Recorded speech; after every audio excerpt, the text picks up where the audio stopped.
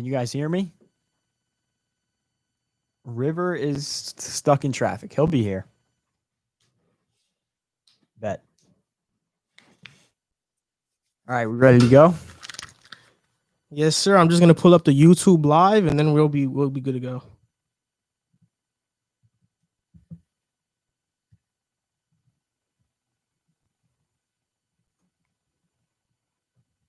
Thank you, Leo. Happy to be back. I missed it, man. Happy to be in the studio.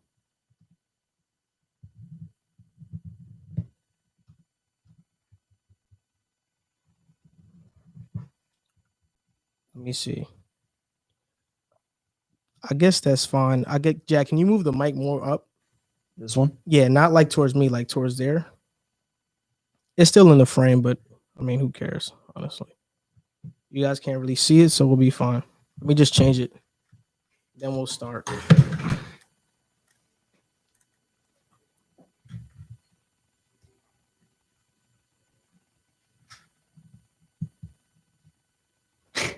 How was COVID-20 any serious pain?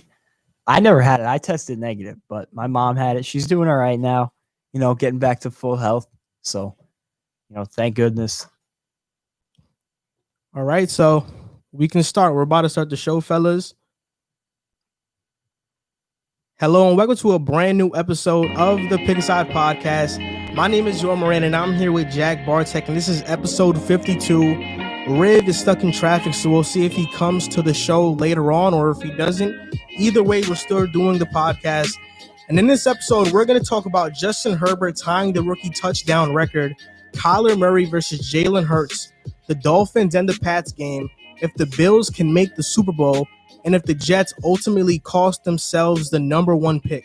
Then we'll transition and talk about Corey Davis's breakout year, our NFC East prediction, and how confident we are in the Saints, the Steelers play calling, and we're also going to talk about the players who got snubbed from the Pro Bowl.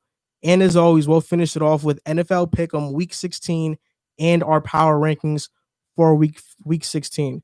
So before we start, Jack, I guess you can just talk to the audience a little bit and tell them where you've been, how you're feeling, recovering, or just being in quarantine, and how's everything been as I go and hit the record button on the camera. Yeah, man, I'm just happy to be back. I've missed I think the last 3 live episodes, so it was tough.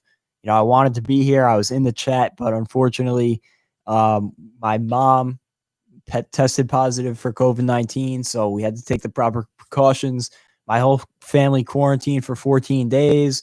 Luckily, everybody's okay. My mom is feeling better, and we got through the 14-day quarantine. So, we're blessed for sure. Happy to be back here, back recording. I missed it, but I'm just blessed and happy to be back. And happy to have you back. I'm sure the audience feels the same way. We're finally back in the studio for this episode. Later on tonight, it's the NBA regular season opening, the Warriors and the Nets, but we're not going to talk about the NBA today. We're going to talk about football. And if we record tomorrow, we'll probably talk about the NBA tomorrow. But we're going to get right into it. Justin Herbert, rookie this year, and he's in amazing company right now. He tied the rookie touchdown record with 27 touchdowns. He passed Andrew Luck's rookie record because he's thrown 300 plus passing yards 7 times already. And I mean, this guy looked phenomenal against the Raiders. I know the Chargers, Anthony Lynn only called like 1 passing play for him in the whole 4th quarter. But regardless, Justin Herbert led a game-winning drive and they won in overtime. And I guess we'll just talk a little bit about Justin Herbert accomplishing this rare feat.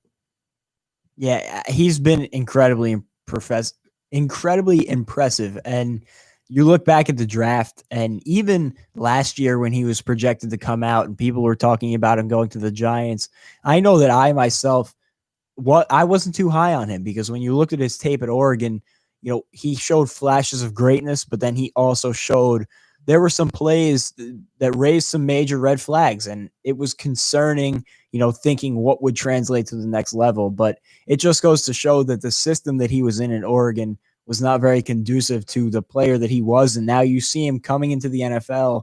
And even though his record hasn't reflected he's having an incredible season, and he showed all the tools to be not only a franchise quarterback, but a future top 5 quarterback in the league. And speaking towards that win-loss total, a lot of people have held it against him, but you compare him and Tua, and while Tua has had more success in the win column, Justin Herbert's defense has been one of the worst in the league. His play calling has not been great all season long, and his playmakers offensively have been on and off the field with injuries all year. His offensive line has been patchwork all season long. So I can't wait to see how his career progresses, because he's showing all the signs early on of being an absolute stud, and the Chargers got a steal. I believe they got him at 6, right? Right At after 6. 2 at Yep. 5. So, and I agree completely with what you said. I mean, when you talk about Justin Herbert, he's a prime example of somebody who had all the physical tools, but teams were very hesitant on taking him because his tape wasn't very good. The same thing happened with Josh Allen. And I think that can kind of show teams that, okay, even if a player doesn't show that he's the most polished player in college, even if he has a physical attribute, you should take a chance on him if you believe in your coaching staff that much. Because Justin Herbert, he doesn't have the greatest coaching staff, but it's good enough. You know, they're not good situationally, but Anthony Lynn is a good motivator. Pep Hamilton, we talked about him as a quarterback's coach.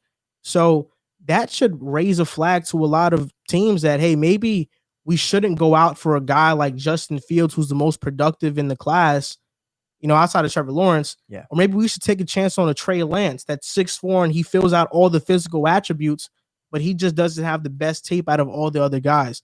I mean, Justin Herbert was phenomenal against the Raiders. I mean, he had 314 yards, 3 total touchdowns, 121 quarterback rating, and a game-winning drive. And for the year, he has 3,781 passing yards, 27 touchdowns, 10 interceptions, a 96.3 quarterback rating, 68.6 QBR. So this guy has kept the Chargers in nearly every single game. And after losing a Hall of Fame quarterback in Phillip Rivers in free agency, they drafted Justin Herbert. Tyrod's supposed to fill that void. Tyrod gets hurt.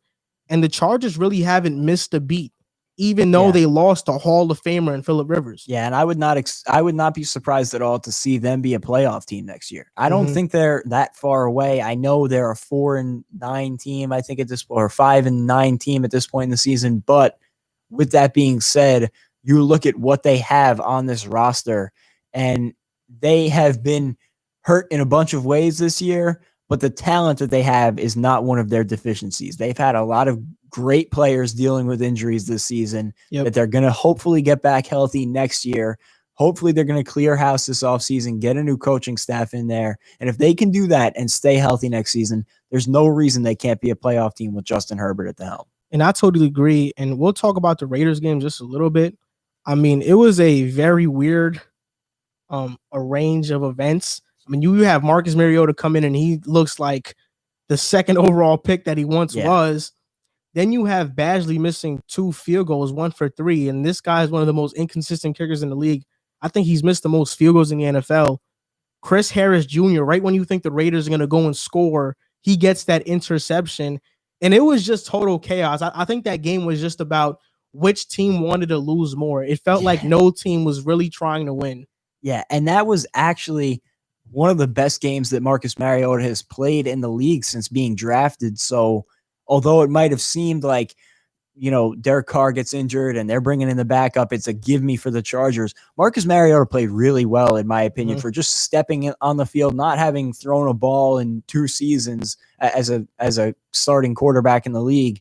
He played really well, and he gave Justin Herbert all that he could handle. It's not like this was a rollover win for the Chargers, and Herbert drove them down the field in overtime with no problem.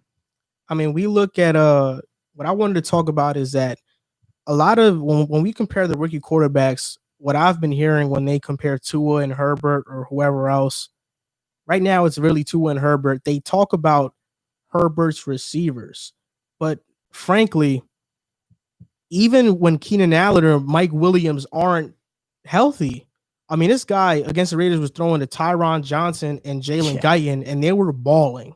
Yeah. And he targets a lot of guys outside of Williams and Allen, and he still makes them look better than they are. So that argument about like who has better receivers or who doesn't, I don't think it holds up, because we've seen Justin Herbert maximize receivers that nobody really knows. And it just comes down to watching the tape. When you watch these guys play, Joe Burrow and Tua Tagovailoa, I still think that those two guys can be great quarterbacks, especially Joe Burrow. I think the Bengals found their guy in Joe Burrow, but Justin Herbert has popped off the tape. There's no other way of looking at it. The best throws that he's made have been far and away better than what those other two guys have shown. And that's not an indictment of, who's going to be the best player. There's a lot of time to determine that. But just based on what we've seen in their rookie season, Justin Herbert has made plays far better than what we've seen out of Joe Burrow and Tua Tagovailoa. He's much better down the field, making big time throws. And yes, that's led to a few more mistakes, but you can accept that in an offense where you need to score to win football games. It's not like Tua, where the defense has been so good, they can afford to keep him on a leash in that playbook and play conservatively and still win football games. And Joe Burrow, I feel like they still kind of held him back a little bit this year. And I don't know if he's able to make those throws yet. I still think he has some growth left in him. But Justin Herbert has come out of the gates firing. They have not held back at all with him, and he has led this team. They've lost the most one-score games in football, so he's kept them in every game despite how bad the defense has been. So just a quick question. How many touchdowns do you think Justin Herbert finishes? Or this is a better question. Do you think Justin Herbert finishes with 30 passing touchdowns this season? Yeah, he's at 27. He has 27. Right, he faces the Broncos, who are a pretty good defense, and then the Chiefs. I think I 100% think he does. I think he does too. He might get it next week. I think he'll finish with 30 plus touchdowns too. Because even if he doesn't get it next week, the Chiefs, while their defense is good, their offense is so high powered, and they should score on the Chargers at will. So Justin Herbert's going to be on the field a decent amount. So I can definitely see him finding 3 touchdowns somewhere within the next 2 weeks. Yeah, I agree. And if you guys are watching right now, comment whether you think Herbert will finish with 30 plus touchdowns or not. Next topic, we're going to talk about another rookie and a second-year player, Kyler Murray and Jalen Hurts. They faced off the Arizona Cardinals and the Philadelphia Eagles. The Cardinals won that game. It was a very close game. I believe it was a one-score game, right? Yeah. The final score was, what was it again? Eagles versus Cardinals. 33-26? 33-26? Yeah. I think it was that too. Let me check. Just to double check. Yeah, 33-26. And when you watch this game, you look at two quarterbacks that play similarly, that are dual threat quarterbacks in Jalen Hurts and Kyler Murray. And it's the question, who do you think played better out of those two? Well, I'll start by saying both of these quarterbacks, I think, played incredible games. I think they were both very impressive. And I think that if you ask me who I was impressed with more, I would say I'm more impressed by Jalen Hurts, because I was impressed by him last week against the Saints. Yeah. But coming out a second week, the Cardinals had a whole week to prepare for him. They knew he was coming. They're not a terrible defensive unit. They're not a great defensive unit, but they're a formidable defense. To come out with a week of preparation, Jalen Hurts, a guy who's had so many question marks about if his game will translate, he came out and not only did he play well, but he was making throws that nobody thought he could make at the NFL level. Like, he was making plays, and also he just elevates that entire Eagles offense. The last 2 weeks, they've had 2 of the best rushing performances of the entire season. And just the way he gets out of the pocket. I know he was sacked 6 times yesterday, but if it was Carson Wentz, it might have been 12. Because the way he gets out of the pocket and makes plays, it's plays that Carson Wentz wouldn't make, because he doesn't attempt to extend the play the way Jalen Hurts does. And he did it last week and did it again this week. So I was more impressed by Jalen Hurts, but Kyler Murray had the better game. And that's just because Kyler Murray is on a different level right now. I think he's one of the better quarterbacks in the NFL. Made the Pro Bowl. And this was the best game that he had all season long in my eyes. Like, he was legitimately making winning plays that you won't see from a lot of quarterbacks in this league. And it's just Kyler Murray is at a different level right now than Jalen Hurts. So I think he had the better game. I think this was a great Kyler game, but I think his best game this season was the Seattle one. That's fair. I think his best game was the Seattle one, but I mean, you can't go wrong with either one. I agree with you. Look, I'm not taking away anything from Kyler, because Kyler was phenomenal in this game. DeAndre Hopkins had 169 yards receiving, I think. Kyler threw to 10 different receivers. Yeah, 3 of those are DeAndre Hopkins had 4 catches. 3 of those catches accounted for 75% of the yards. But Jalen Hurts, I'm extremely impressed with how he's been. I made a segment a couple weeks ago talking about how nobody should give up on Carson Wentz, and I don't think they should.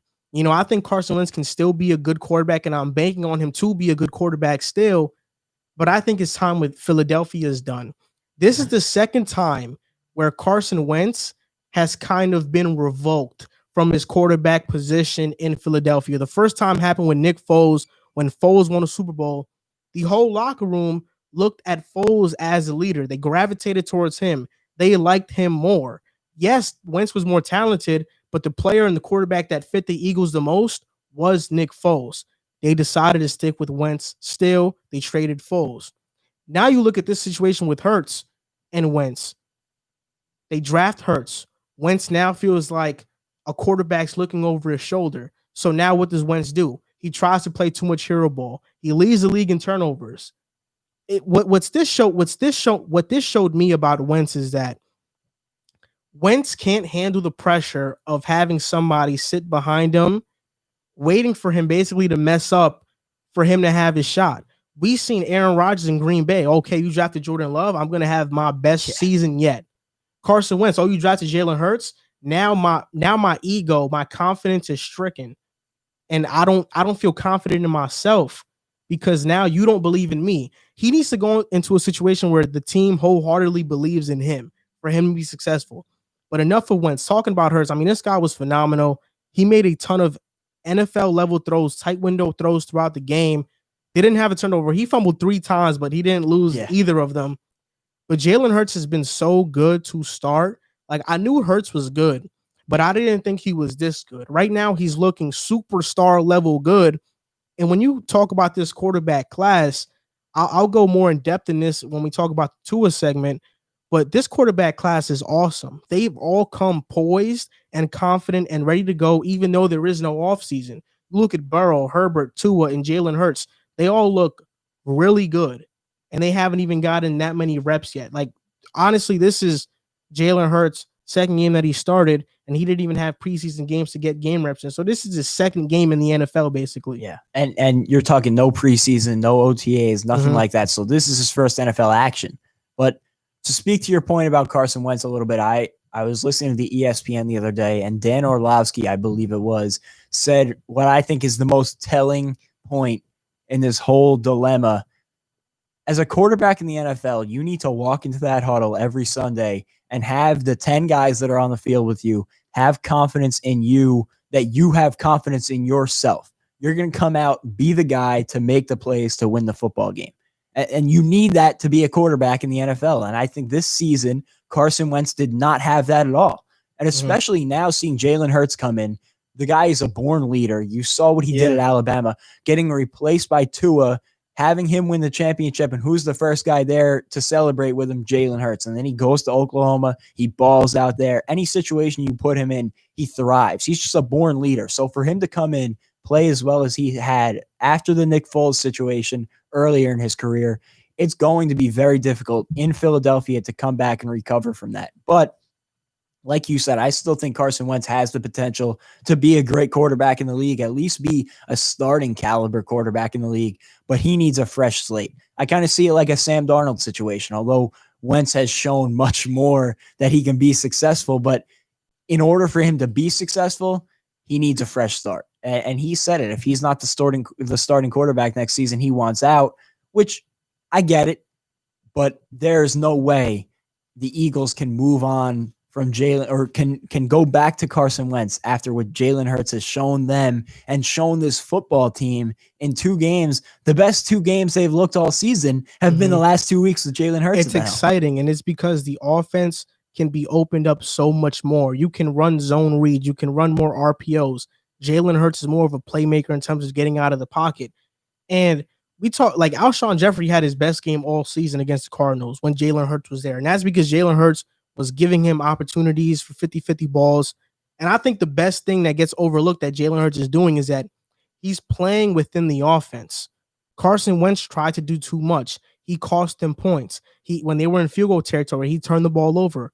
He cost them a lot of times. Jalen Hurts is just doing what he has to do to keep the drive alive. And I think that's what's most important for the Eagles right now. And like you said, I just don't see any way where Carson Wentz is starting or plays another starting snap for the Eagles anymore. I just don't see it happening. Yeah, and I'm not sitting here saying Jalen Hurts has been perfect, because he certainly hasn't. He had a couple plays yesterday, or I'm sorry, now 2 days ago, where you kind of looked at it and you're like, "Ooh, hold on a second." Like, that safety was a really, that was a rookie mistake. And he had a couple of those throughout the day. He had that fumble late that, of course, he ends up recovering and turning it into a positive. But there are some things that he needs polishing on. But the fact that he's come out and looked this good in a situation where the guy who you thought was your franchise looked so bad for the start of the season, you got to feel good about it. And now you're going into an offseason where you're going to have a pretty solid draft pick. You can build on this. You'll hopefully get healthy, which has been one of their biggest issues this year.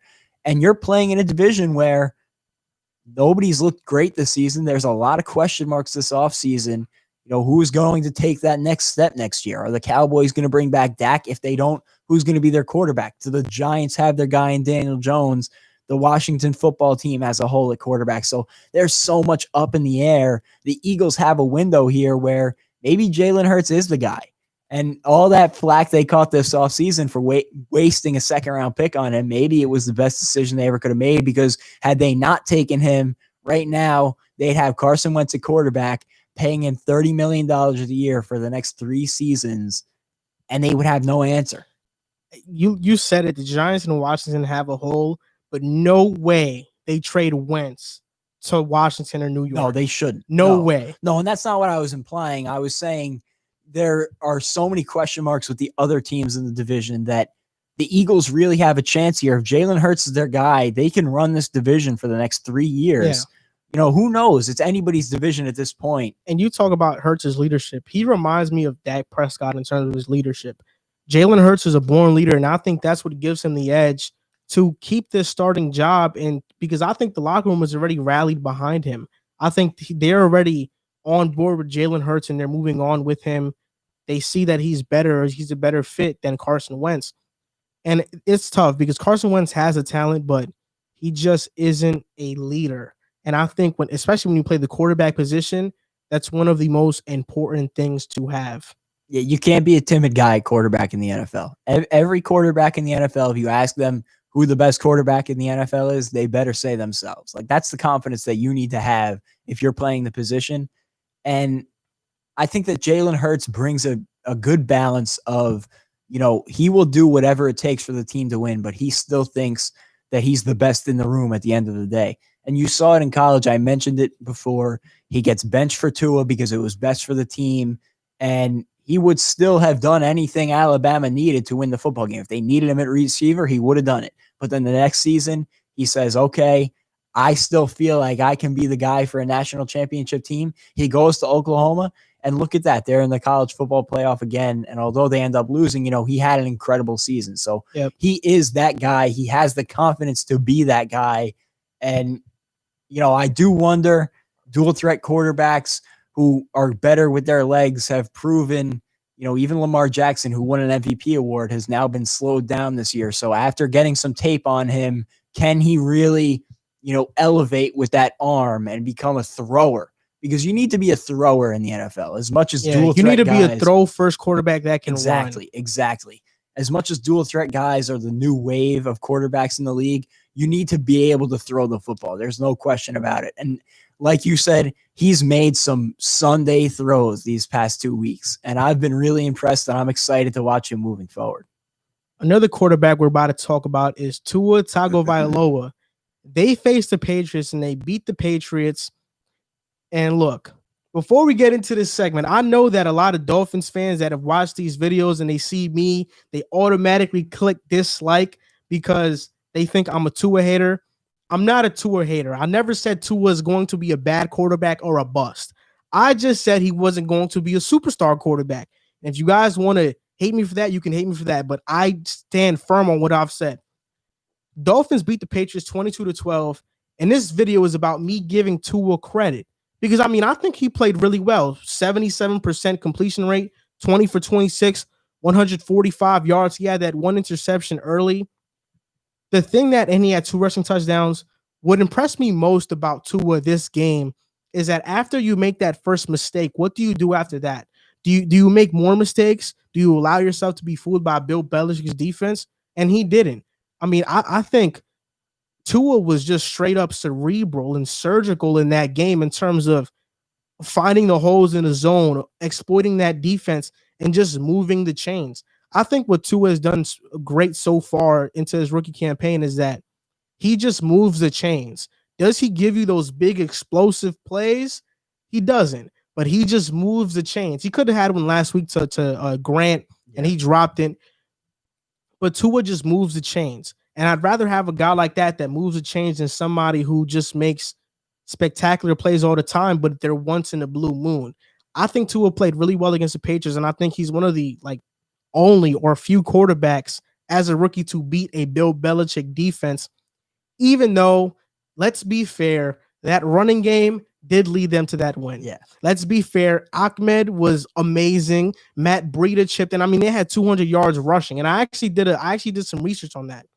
Teams that have rushed for 200 yards have a 88% win percentage, and that was an article written in 2009. So it's probably higher now or just about the same, but basically you are guaranteed to win if you rush for 200 yards. Yeah, I'll start by giving him credit for, like you said, beating a Bill Belichick defense, because that's never easy to do. And I think that's been proven this year, even though the Patriots, I would say, are not a good team this season. They're an average team. They've been in more games than they probably should have been, because that defense is always going to be solid behind Bill Belichick. So for him to come out, I mentioned before when we were talking about Justin Herbert, you watch the tape, Justin Herbert is that guy making the eye-popping throws. You really see that arm talent and the potential to be great. The thing for Tua, he might not be making those arm-popping throws or those eye-popping throws. He hasn't had that spectacular arm to this point in his career yet from what we've seen. But what he's done is, like you mentioned, picked apart defense. He's not trying to do too much.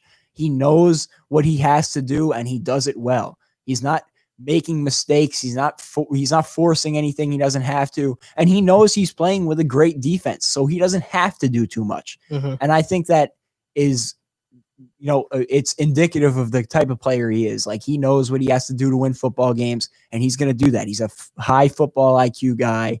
And for me, that's been perfect for the Dolphins this season. That defense has been so good that he's done just what they needed him to do. This past week, the running game was working. Hand it off and let the running game work. And I mean, that's not a bad thing. I mean, to beat the Patriots, the game plan is not to have Tua throw 40 times and have him make a bunch of mistakes against the Patriots. It's if this running game is going, let's feed off both. Let's feed off the passing game and the running game. And I mean, there's nothing wrong with being a quarterback that can just move chains. That's what Drew Brees has done his entire career, and he's one of the greatest of all time, and that's Tua's comp. Tua is a very accurate thrower of the football. And another thing I want to give him credit for is that these receivers he was throwing to aren't notable. I mean, you have Lynn Bowden Jr., who was cut by the Raiders or traded, one of those two. He was a high draft pick, a third-round draft pick, and the Raiders said we didn't want him. Mac Hollins, who was on the Eagles last year, this guy named Smythe and Isaiah Ford, Mike Gesicki and Devontae Parker, Preston Williams, and Grant didn't even play. Yeah. Just imagine what Tua can do if you have Devontae Parker, Preston Williams, Grant, Mike Gesicki. They can be a really dangerous offense. And then you see in this upcoming draft, if they draft a receiver, they have a top pick from the Texans. You can draft one of the Heisman runner-ups, Devontae Smith from Alabama, or Jalen Waddle. Jamar Chase. Yeah, and now you get a really great wide receiver room to surround with Tua. So I think Tua's in a really great position to succeed. And like I said, do I see him do I see a season where he puts up top 5 quarterback numbers? If the Dolphins build around him like this, I totally see it. But do I think he's going to be better than guys like Mahomes or Watson or Lamar? That's a whole different conversation. That's a different conversation. But I think that Tua is definitely their quarterback. But I just don't think that he'll be better than Herbert. That's all I've said. And Dolphins fans get mad at it, but that's all I've said. I just don't think he'll be better than Herbert. I do think you've been a little bit unfair to Tua early on. And, I think the most integral part of his career moving forward is that he's going to be part of this Dolphins organization that seem like they actually have it figured out. They have a really nice front office who did a great job this offseason. They brought in Brian Flores, who's got to be a Coach of the Year nominee. And him and Kevin Stefanski should win it. Yeah, they have, I believe, the 7th or 8th most money coming into this offseason. Yep. Like you said, they have 2 first-round picks. The one is going to be a top 10 pick. And they have a lot of good young talent already on the team. So this is going to be a team that, while they're having a great season, is going to continue to grow and build around him, and he's going to be able to grow and build with them. So, this is the perfect place for him to have landed. And if he had landed in a spot like the Bengals or, somewhere that doesn't have as stable as a foundation right now, or the Jaguars, I wouldn't feel as confident saying I think he can be a great NFL quarterback. But with the situation he's been put in, he'll be in a great situation. Yeah, I really would feel good saying I think he can be a great NFL quarterback. Before we move on to the next segment, I also want to give a huge shout out to their offensive line. Yeah. Like, this is a team that had one of the worst offensive lines. They go out to get Ted Karras. They also get Eric Flowers. I believe yesterday they had 3 rookies playing. They starting Julian Davenport, Robert Hunt, and Austin Jackson. And these guys pushed around that Patriots defensive line. Like, Robert Hunt looks good. Austin Jackson looks good as well. And Julian Davenport didn't look too bad. The Dolphins have a lot of things going for them. They have an offensive line who's young, who looks like they're going to be really good. A bunch of draft capital, receivers that are hurt right now, a Pro Bowl level tight end in Gesicki, a top defense in the NFL. And with that draft capital and with that cap space, they can look like a really great team moving forward. I think the AFC East is going to be either them or the Bills for the next couple of years. They're going to be fighting for that top spot. And the Patriots also have one of the most cap spaces in the NFL as well. So depending on the moves they make, they'll be in that mix as well. It's going to be a crazy division. There's no doubt about it. And one of the worst divisions probably going to turn into one of the better divisions of football. Yeah, because even, you said it, the Patriots have a lot of cap space. They still have Bill Belichick. He's never going away. And even the Jets, a lot of people are going crazy, with them losing out on Trevor Lawrence, but all the points still stand, and we'll talk about them later. But the future isn't all gloom and doom for them as much as it might seem like it. So this is going to be a really competitive division in the next few years, and the Dolphins have really put themselves in a good spot to compete, especially with the Bills, because the Bills are there right now. Like, the Bills, I'm not afraid to say they're a Super Bowl contender at this point, and that's a topic later on in the show, but they're going to be neck and neck with the Bills at the top of this division for the next decade. Yep. And what I wanted to say this segment that I forgot to say last segment is that this quarterback class has the potential to be the best in NFL history. Yeah. I've never seen any quarterback class come into this season with little preparation, no offseason, no preseason, no OTAs, and come as poised and prepared to be a starter. You look at Tua, he's basically turnover free. Jalen Hurts has played phenomenal. Joe Burrow, before his injury, was going to break a couple of records. Justin Herbert is on the pace to break multiple records. And just those 4 guys are okay, these are franchise guys.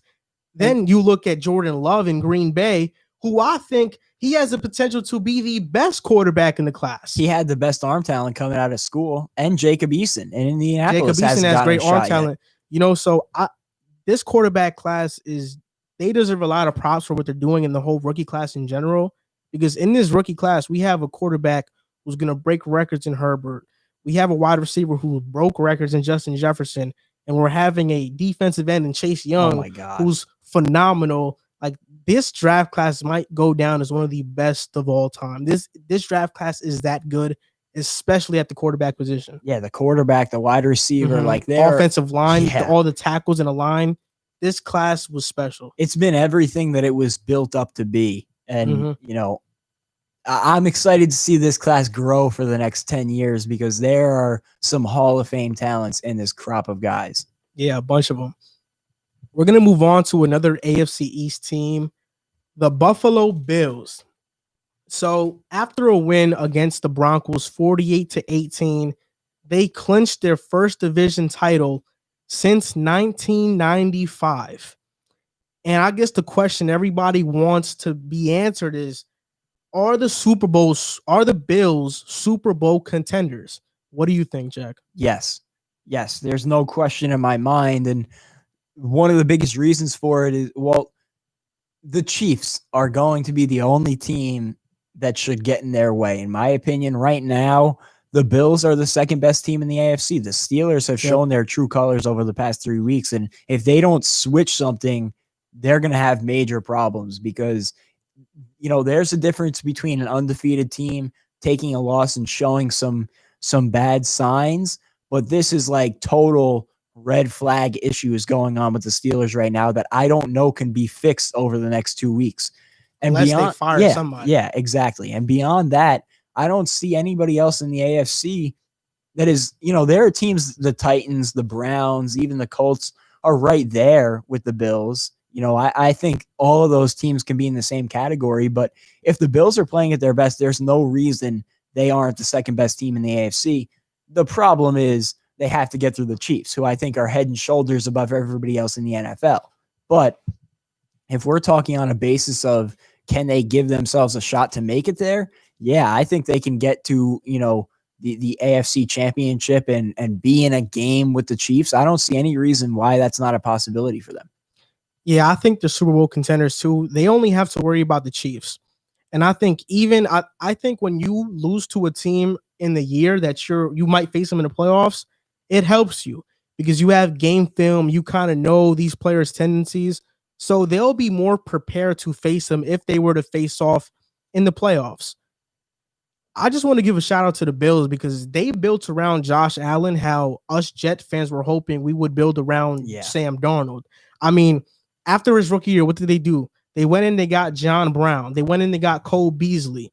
And also, has anybody noticed that the Dallas Cowboys have not been the same since Cole Beasley left? That guy is a leader. He's a glue to a team. He's the NBA, he's the NFL version of PJ Tucker. That's who Cole Beasley is. But they went out and they got Cole Beasley and John Brown in his sophomore year. Then they said, no, that's not enough.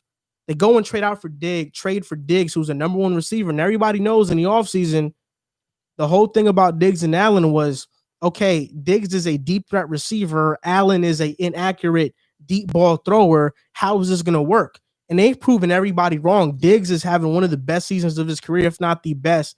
Josh Allen's completion percentage has jumped up tremendously. He's in the MVP conversation. And Cole Beasley's on pace to have 1,000 yards this season. He's only 50 yards away. I mean, I think the Bills offense is clicking on another level that Bills fans haven't seen in a long time. And their defense is getting back to its form. Last year, they were very elite. But what did we say last year about the Bills? Their schedule was pretty easy. Yeah. This year, the schedule was tougher. And they're kind of like a middle of the pack defense in terms of yards given up. So, maybe that ranking last year was kind of what this year was. They were like the same defense, just if they were to face weird competition this year, that defense would have been way higher. But I think that defense is still capable of getting stops on third downs. They're still very stingy. Tre'Davious White is one of the best corners. Jordan Poyer, Micah Hyde, Tremaine Edmonds, who's a Pro Bowler. They're going to be a very good defense, and I think this is a time where they're going to start clicking. Yeah, and especially with as high-powered as that offense is, you don't need a lockdown defense. Yep. You just need to be able to get the ball in Josh Allen's hands. And people can go back, and maybe I'm mistaken on this, but when I came on as a guest, we talked about the Bills way early in the season, like first week of the season or leading up to the season. We were skeptical about the Bills, but even though Bills fans got really angry at us, the only thing I said about the Bills was the season hinged on Josh Allen. If Josh Allen could take that step, which I didn't think he was going to do, they could be a great team and they'd run away with the AFC East. And he did that and more. He's become an MVP candidate. And look at that. They're the second best team in the AFC. So, I think we were pretty on the money about this because they have built so well around him, and anybody could have seen this coming based on Josh Allen's play.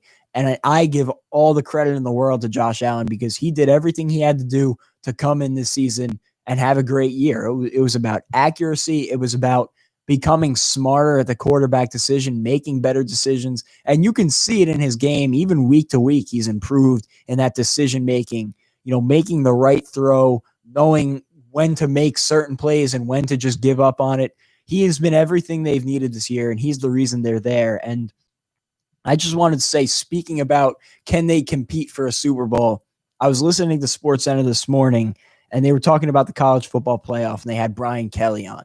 Brian Kelly, the head coach at Notre Dame, and they were asking him about what the line is against Alabama and if they have any chance. And he laughed and he said, the great thing about college football is that, or the great thing about football is I don't have to go in and beat Alabama 10 times. I have to be the best team in the stadium on New Year's Day. And that's the only time that I need to be better than Alabama for one game. Do I think that the Bills can be better than the Chiefs for one game? It's possible. They don't have to beat them. 9 times out of 10, the Chiefs win that football game. But all they need is that one. The Chiefs' red zone offense has been pretty bad this year, one of the worst in the NFL. And you look at the Chiefs that a lot of the times they start out flat. If the Bills face them when the Chiefs start out flat and the Bills are rolling, and now you're up, and you just have to hold the lead. We've seen Mahomes do it and the Chiefs do it before, but I mean, that's a position that I would, every team would love to be in. The position that the Texans were in last year, 24-0, that's a position any team would take. Even if the Chiefs were to come back, you'll take it. So I think the Bills can be the best team against the Chiefs if they were to face in the playoffs for a game. And yeah, I think Josh Allen's MVP play has elevated the Bills. Stephon Diggs has elevated the Bills. And that defense, the coaching staff, everybody in the Bills organization deserves a lot of credit. And so do the fans that stuck around through this whole process to finally get it right. I think, that's what every fan hopes for. In this season alone, we'd had those stories. The Browns finally in the playoffs after their playoff slump. The Bills winning the division since 1995. A lot of good storylines around the NFL, and the Bills are one of them. Yeah, and one more point. You look around the AFC, and if you want to beat the Chiefs, you got to be able to score with the Chiefs. The Steelers, I don't trust the Steelers offense to score with the Chiefs. Same thing with the Colts. I don't know if Phillip Rivers can hang with Patrick Mahomes. Same thing with the Dolphins. I don't know if Tua can duel it out with Patrick Mahomes. He did that, so whatever. But in a playoff game, I don't trust Tua head-to-head against Patrick Mahomes and that Dolphin offense, especially if they're not healthy. The Titans, Ryan Tannehill has been very good this year, so yeah, they have a shot. The Browns, Baker Mayfield is such an enigma. You never know what you're going to get out of him on any given week. He's been really good the past few weeks, but you just never know what you're going to get out of him. So I think that the Bills, with the way their offense has played this season, I really do think they have the best chance in the AFC to go head-to-head with the Chiefs. But again, it's just that one team they have to get through. But, I think Bills fans are very happy with this season. No matter how it ends up, you can't ask for much more than this. One of their best seasons ever. And, who knows? Maybe they get lucky on that one given day. It's all they need. And always in the moment when your team loses, of course, you feel bad. But even if they have a great season and end up losing, this will be one of the better moments as a fan that they'll have in a while if they don't end up winning a Super Bowl. Like, we're Jets fans. We still have nostalgia over the 2009 and 2010 seasons where we made the AFC Championship. Even though it didn't end in the Super Bowl, those are still some of the best years of our fandom when we were a Jets fan. So even if you end up losing, those moments are what you cherish, even if they do lose. Yeah, and they'll be back next year. This team is not going anywhere. They still have a really nice young core, and they'll run it back next season. So they're in a good shape, and I think they're in a good shape this year to really compete in the AFC. So now we're going to talk about another AFC East team, one that isn't in the position that the Bills are in. That's the New York Jets. We're actually going to talk about them specifically next segment, but this segment is going to be a part 2 of a segment we did earlier on in the year. Jets or Jaguars, who will get the number 1 pick? Everybody knows the Jets beat the Rams 23-20. They're now at the 2nd pick because the Jaguars hold the tiebreaker, and there's basically no chance that the Jets can get the 1st pick if the Jaguars have the same record as the Jets at the end of the season. So, who's going to get the number 1 pick? Who's going to finish off the number 1 pick? I'll let you go. Well, the odds have been flipped on their head. Coming into this week, I think the Jets had a 73% chance, and The Jaguars were on the other side After of this that. win, Now the Jaguars have a 71% chance, I think believe. the Jets have this 28.8% chance to get the first pick. Yeah. The Jags have a 63.8% chance to get the first pick now. But I will say, and this is something I said to you after the game, the great thing about the NFL this season is that any given week, it seems like there could be an upset. And the Jets showed that this weekend against the Rams. Look, you look at who the Jets or who the Jaguars have coming up. They have the Bears and the Colts week 17. Do I think they're going to get a win in either one of those games? It's not likely. You know, the Bears have been looking better. Mitchell Trubisky has actually looked like a starting quarterback. But we talked about it earlier this season. Matt Nagy has been lost with the playbook this season. So who knows how his offense is going to come out looking. And week 17, the Colts, you know, maybe they rest their starters. They clinch the playoff berth. You just never know. But then, you know, who knows? The Jags win a game, and then we go out and we get the Patriots week 17. We'll probably beat them. So now, I think the Jaguars are going to get the pick, but I don't think it's as set in stone. You know, people were throwing a parade about how the Jets lost out on Trevor Lawrence. I don't think it's as signed, sealed, and delivered as everybody thinks it is. This is what I'm going to say. If you've been watching the show, you know that I'm superstitious, and I've been having my superstitious moments throughout the year. I told Jack here, I think you jinxed the Jets when you said there's no way the Jets win a game. You said that, and I said, bro, I think you just jinxed the Jets. And this is for every Jets fans that thought it was a done deal. We were getting Lawrence, we were getting this, we were getting that. A couple of weeks ago, I told everybody, look, I'm not sure if they're beating the Raiders. All right. I'm not sure if they're beating the Raiders. Trust me on that. The Jets blew the game against the Raiders. We should have won that game. Needless to say, we lose regardless. And now against the Rams, I think this game was the game that every Jets fans marked up as a loss, like indefinitely, because the Rams look so dominant on defense. Their offense clicks. We have one of the worst defenses in the NFL. I was thinking about starting Jared Goff in fantasy. Jared Goff comes out flat. Jared Goff is one of the most inconsistent quarterbacks in the NFL, and I think he deserves a lot of blame for the Rams. And instead of talking about how bad the Rams played, we're talking about the Jets losing out on Lawrence. We're not even talking about their win. I think this Jets loss marks everything it means to be a Jets fan. Constant disappointment. What can go wrong will go wrong. And an old saying that a lot of people say is way to F it up. But you know what I say? Way to jet it up. That's what I say. Way to jet it up. It's just the way it goes. Hiring Adam Gase, Sam Darnold, his regression has been crazy. And now losing out on Trevor Lawrence, our former franchise quarterback, stopping us from getting our future franchise quarterback. But now on to the question, who will get the number one pick? I said it before earlier when I was talking right now, I'm superstitious. So the Jaguars will get the number one pick. And I'm saying that for my own deceitful reasons. But you look at the schedule, the Jets face the Browns and the Patriots.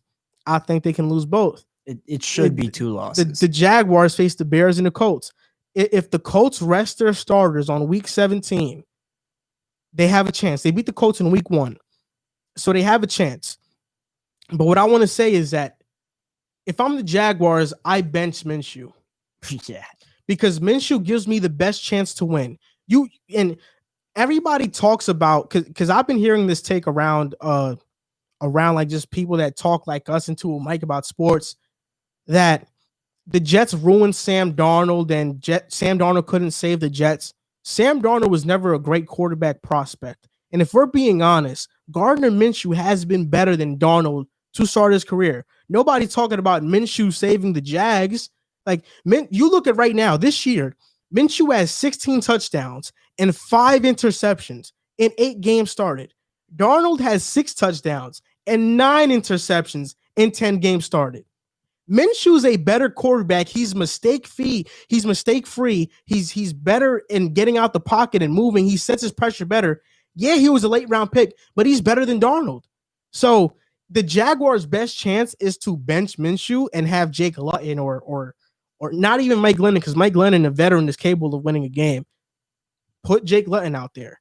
and let him do what he does. Get the guy who was the guy that played for the Broncos, the receiver, Kendall Hinton. You get Kendall Hinton and you tell him, okay, we gotta have you start for these 2 games. Get him out there, Kendall Hinton. They need to lose these next 2 games, and I just can't believe the Jets messed this up.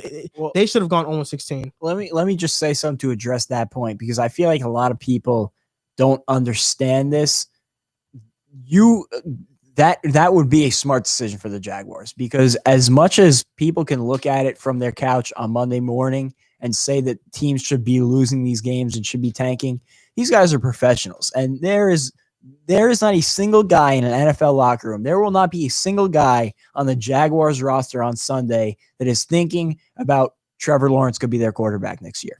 Every single one of them is locked in trying to win a football game, and it showed with the Jets this weekend. They didn't care that they were in line for Trevor Lawrence. Those guys are professionals. They're working hard every week for as they should 4 months to win a football game.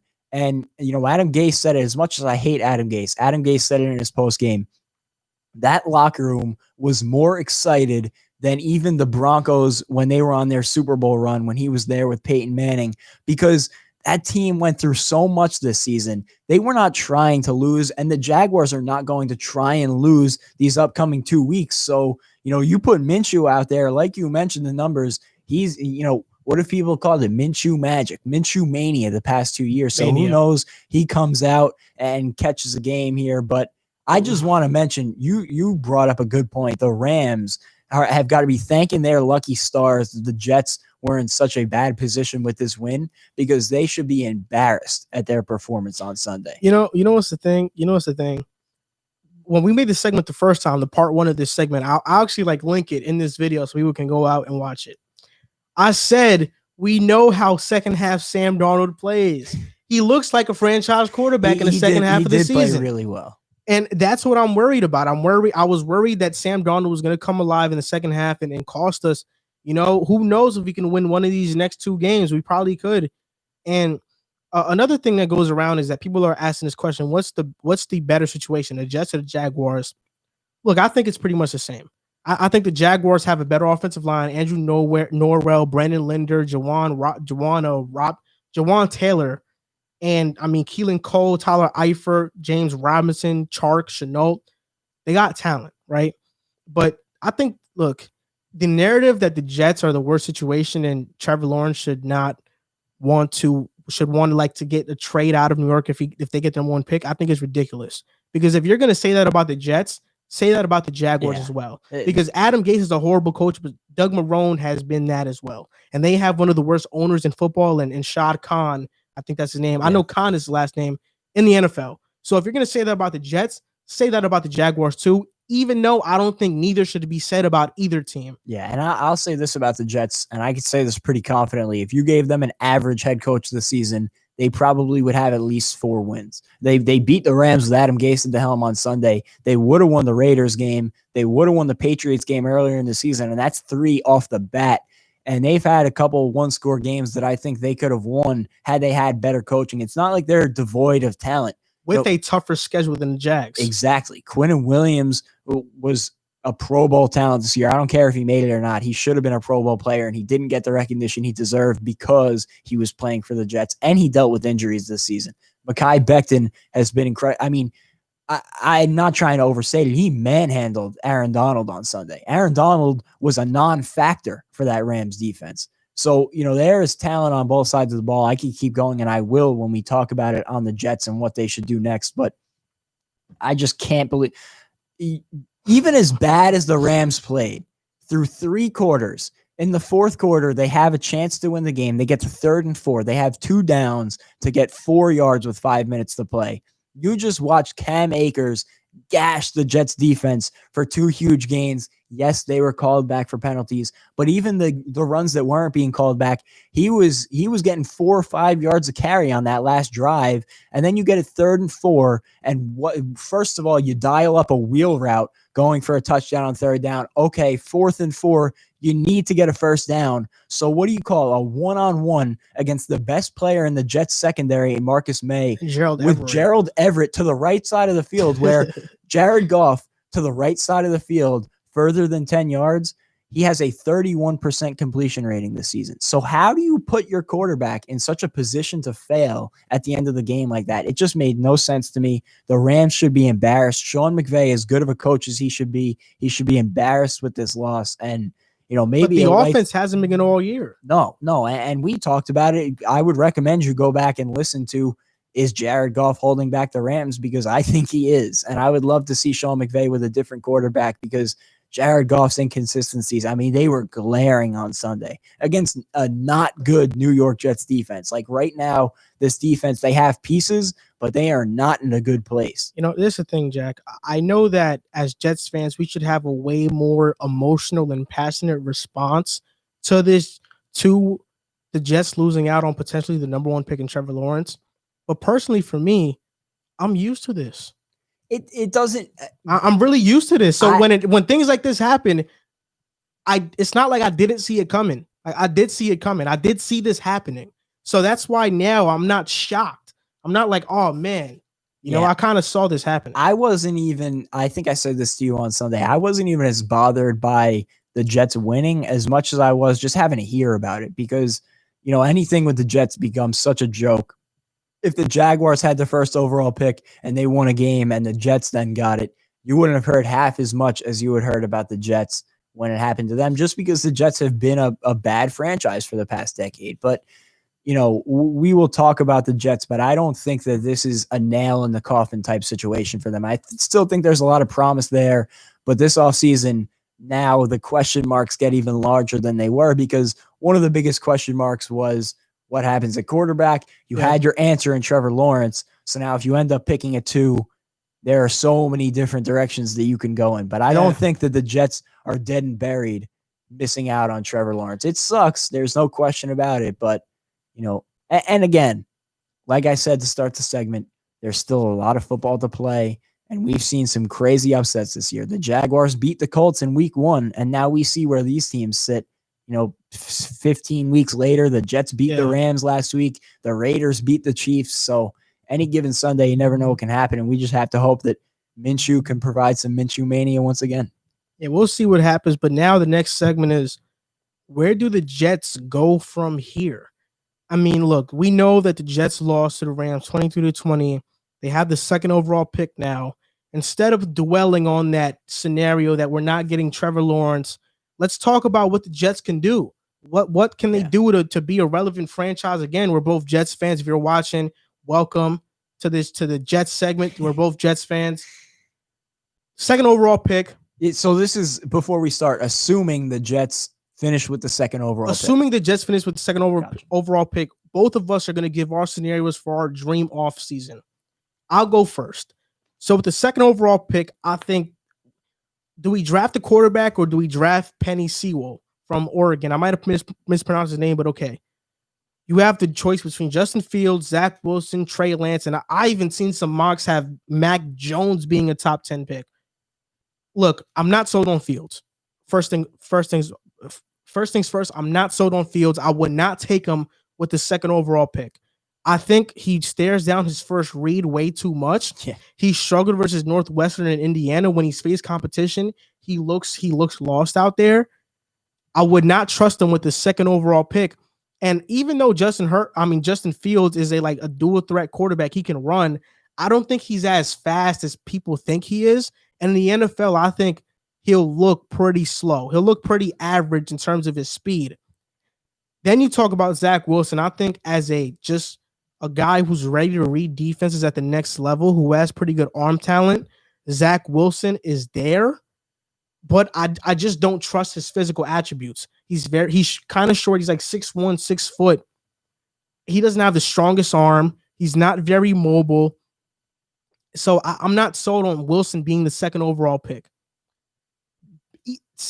That being said, I don't think we should go tackle here. I still think we need to get a quarterback because I don't think Sam Darnold's that guy. I just don't think he's that guy. My dream scenario is that the Jets trade out of that pick to a pick that they can draft Trey Lance. Look, I knew you were going to say that. Trey Lance, he has a lot of question marks. His inexperience. He played in a bad conference in college football. But last year, I think he had 24 touchdowns, 0 interceptions, and like 18 rushing touchdowns or like 14 rushing touchdowns. I mean, this guy was basically turnover free, even though he was throwing to a lot of open guys. But we talked about this with Josh Allen and Justin Herbert early on in the show. Quarterbacks that have the physical attributes take that risk on them. If the Jets get a good coaching staff, then Trey Lance can be a very great quarterback. They can develop him good. And I think he's the guy. He's 6'4". He has better height than Fields and Wilson. He has a better arm than both of those guys. He's faster. He's more mobile than both of those guys. So I think if you're going quarterback, you go Trey Lance. I don't think Trey Lance is a second pick in the draft. That's why I think a team could trade up and get Fields. But I think whatever team that trades up with them, you get Trey Lance. I think he's the guy that you got to get. You build around him. Then with our other first round pick, you draft a receiver, you draft a tackle like Alex Leatherwood, a guy like that, or I think Wyatt Davis. You just draft offensive lineman or a receiver like Rashad Bateman. You draft a receiver to complement Trey Lance and that offense. And I think this is a hot take, but maybe Trey Lance isn't ready to start day one. So get a Jacoby Brissett, get a Tyrod Taylor to start day one. Or even, we know the Raiders probably going to unload off of Derek Carr. Maybe get a Derek Carr. And so we bring in a quarterback that can win immediately and also mentor Trey Lance or whatever quarterback we draft. So then they'll be ready when they step into that situation. I don't think not getting Lawrence is the end of the world, even though I think Trevor Lawrence is the only guy in this draft that takes the Jets from bad to respectable in a season. Like, he's the only guy that had to take the Jets into respectable in a season. Any other quarterback in this draft, it's going to take a year or two. I agree with you there. I'll start by saying this before I even talk about the draft pick. Far and away the most important decision of the offseason and the most important decision of the next 5 to 10 years will be the head coaching choice. Because if you get a guy like Adam Gase, it doesn't matter if you're drafting Trevor Lawrence. It doesn't matter who you're drafting. This team will not succeed. So the head coaching choice is first and foremost for me. And personally, I prefer an NFL guy. I don't really want to bring in a college guy to the NFL ranks. Even though it's been sort of successful these past couple of years, I would rather bring in a guy like Bieniemy or Robert Saleh, who's respected around the league, a good leader of the locker room, and really good football minds that have proven themselves at this level. I would prefer somebody like that coming into this situation because I don't think we're as far away as people think we are. So I think the head coaching choice is first and foremost in my mind. Then when you get into the draft, at the second pick, I would be okay with a trade back. I don't know where we would trade back to, but as long as you get a really good package for it, I would be fine with a trade back at number 2 because like you said, I'm not sold on Justin Fields. When you look at his tape and you look at his numbers, he is the best quarterback in college football, better than Trevor Lawrence when throwing to his first read. He is incredible when he throws to his first read. But the problem is the numbers dip as he goes further and further into multiple reads. And that's where Trevor Lawrence excels. When he has to make plays beyond his first read, he's incredible. And that's what separates him. Justin Fields has not done that. And that's going to be a problem translating to the NFL. And another thing you mentioned is his athleticism. One of Rob Gronkowski's brother is on TikTok. And he said that his biggest transition to the NFL was that everybody is an athlete. It's not just the skill position, guys. The offensive lineman can run. The defensive lineman can run. Everybody can catch you.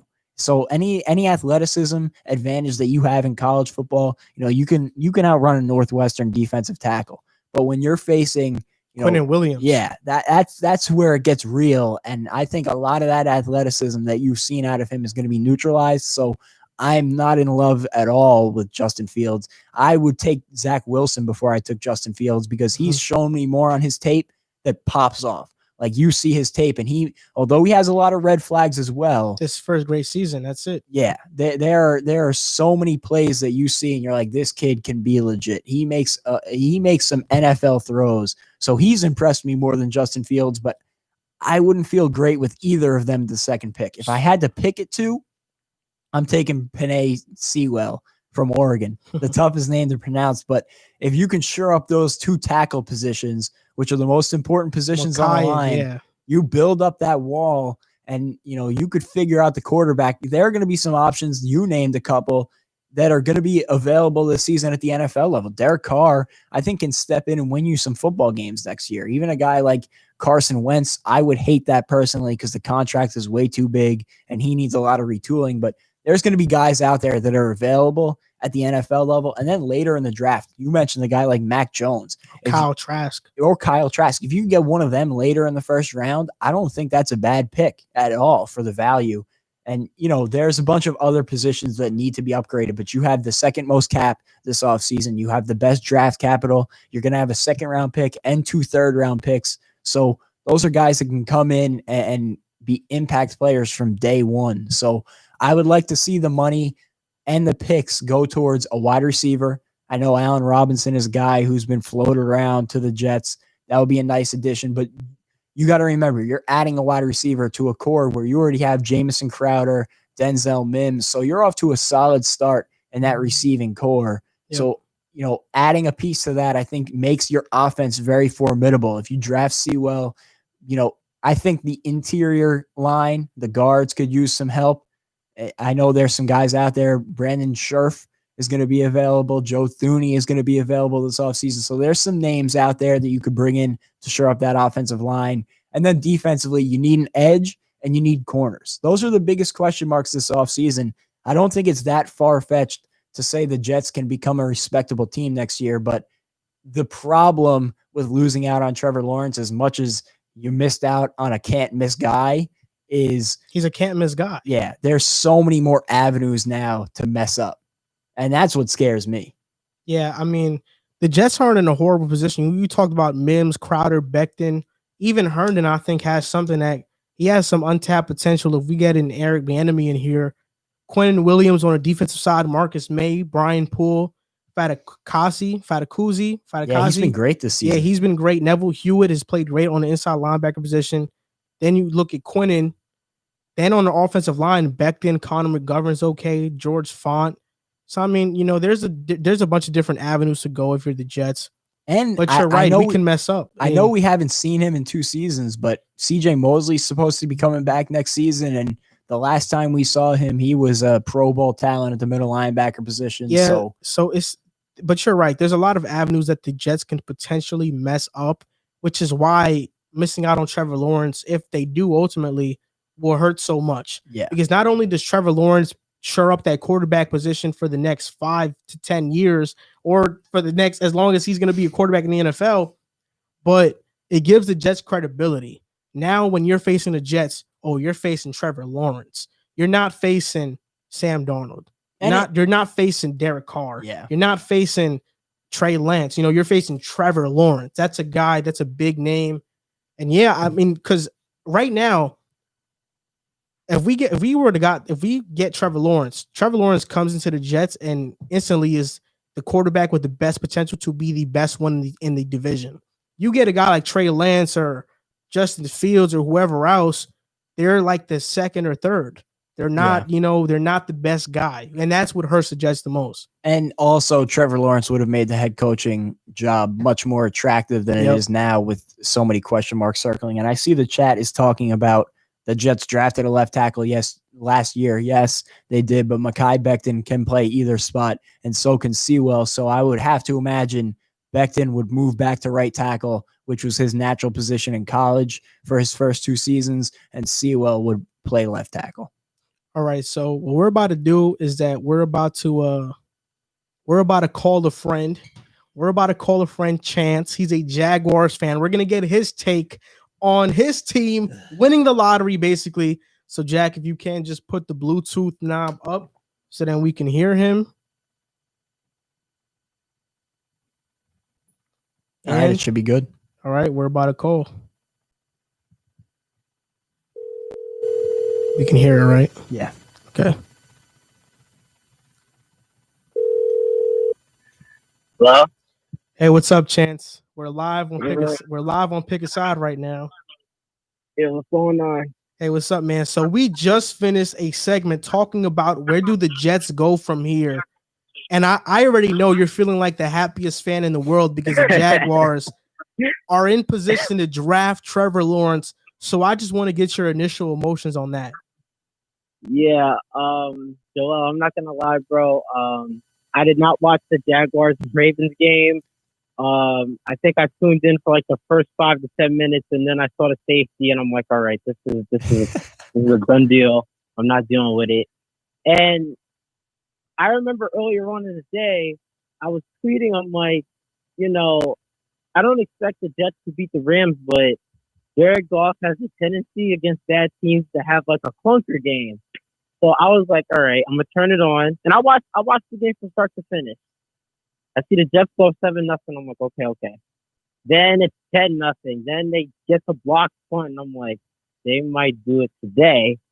And then like then it's 20-3 at halftime, and I'm like, this might happen. There's a legitimate chance this might happen now. And then I saw the Rams starting to come back, and I'm like, here we go again. I don't know your guy's punter's name, but huge shout out to him. I appreciate it. It was great.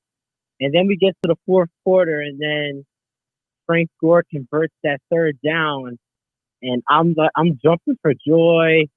Like it was so amazing, and I'm trying to keep my excitement low just for the simple fact that there's still 2 games left, and I don't trust the Jaguars because they'll come out and beat the Bears, and then this won't happen, and then it won't even be like it won't matter. So I'm just keeping my emotions in check for now. But like all the Jaguar fans that I know, like everyone it's all nervous optimism. But Sunday night was amazing. Like it really was. You know what's the thing is that I think everybody was so focused on the Jets and fixated on them being this franchise with the worst luck.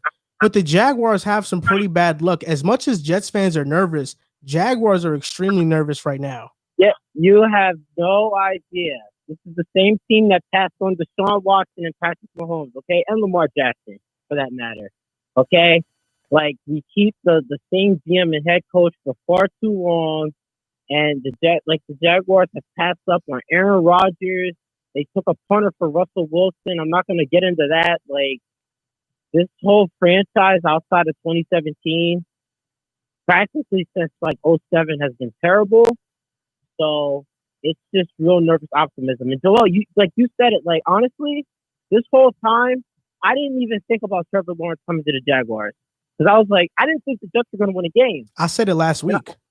Yeah, and I said it myself. I'm like, I'm trying to just be content with Fields.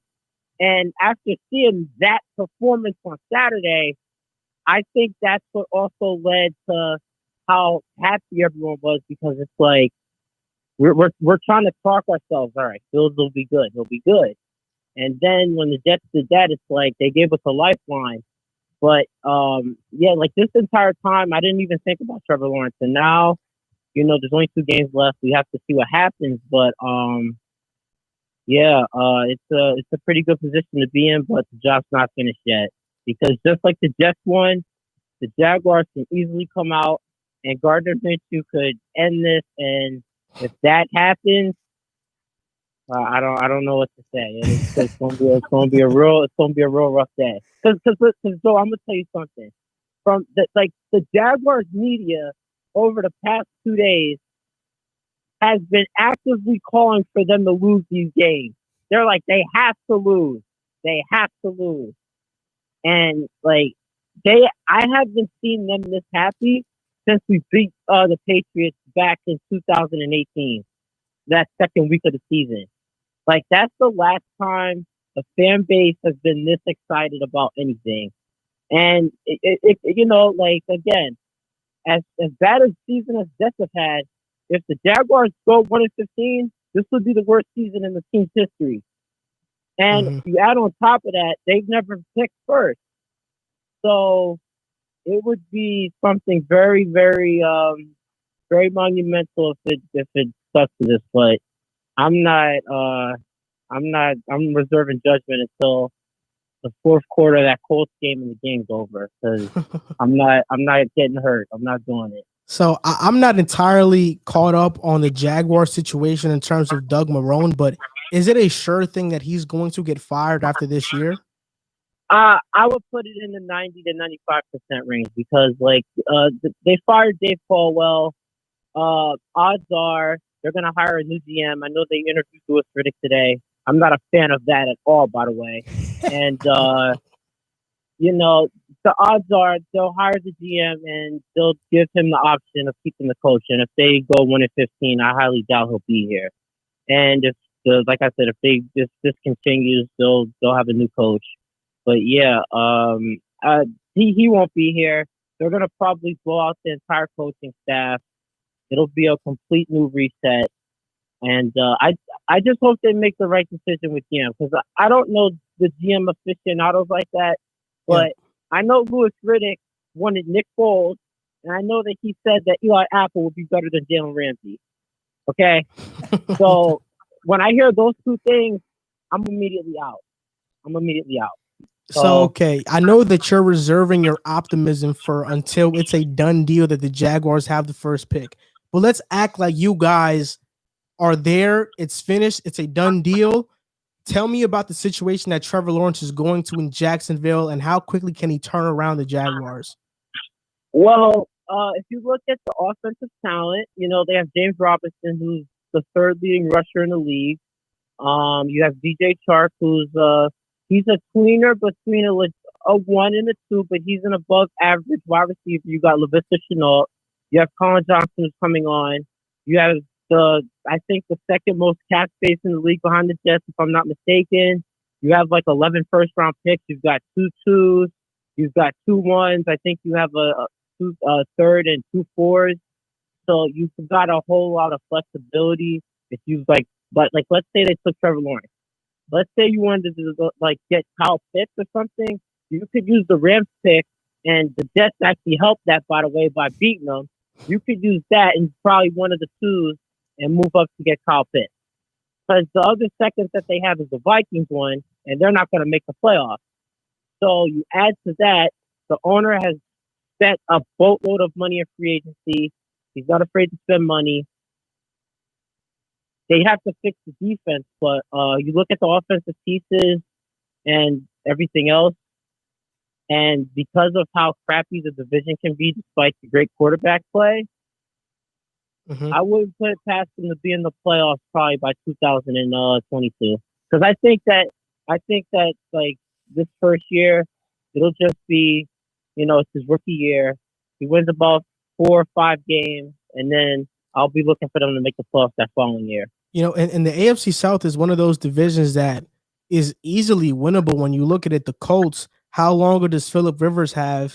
You look at the Texans. The Texans aren't going to be relevant until 2022 or 2023 because their picks are very low and they don't have cap space until that time. Pick this year. Exactly. That's true. And they don't have cap space until that time. The only team the Jaguars are competing with is the Tennessee Titans. And with Tannehill's contract kicking in and Henry's contract kicking in, their defense is already pretty average to bad. I mean, the Jaguars can turn this thing around and win the division quicker than people think. Yeah, so it very well could happen, and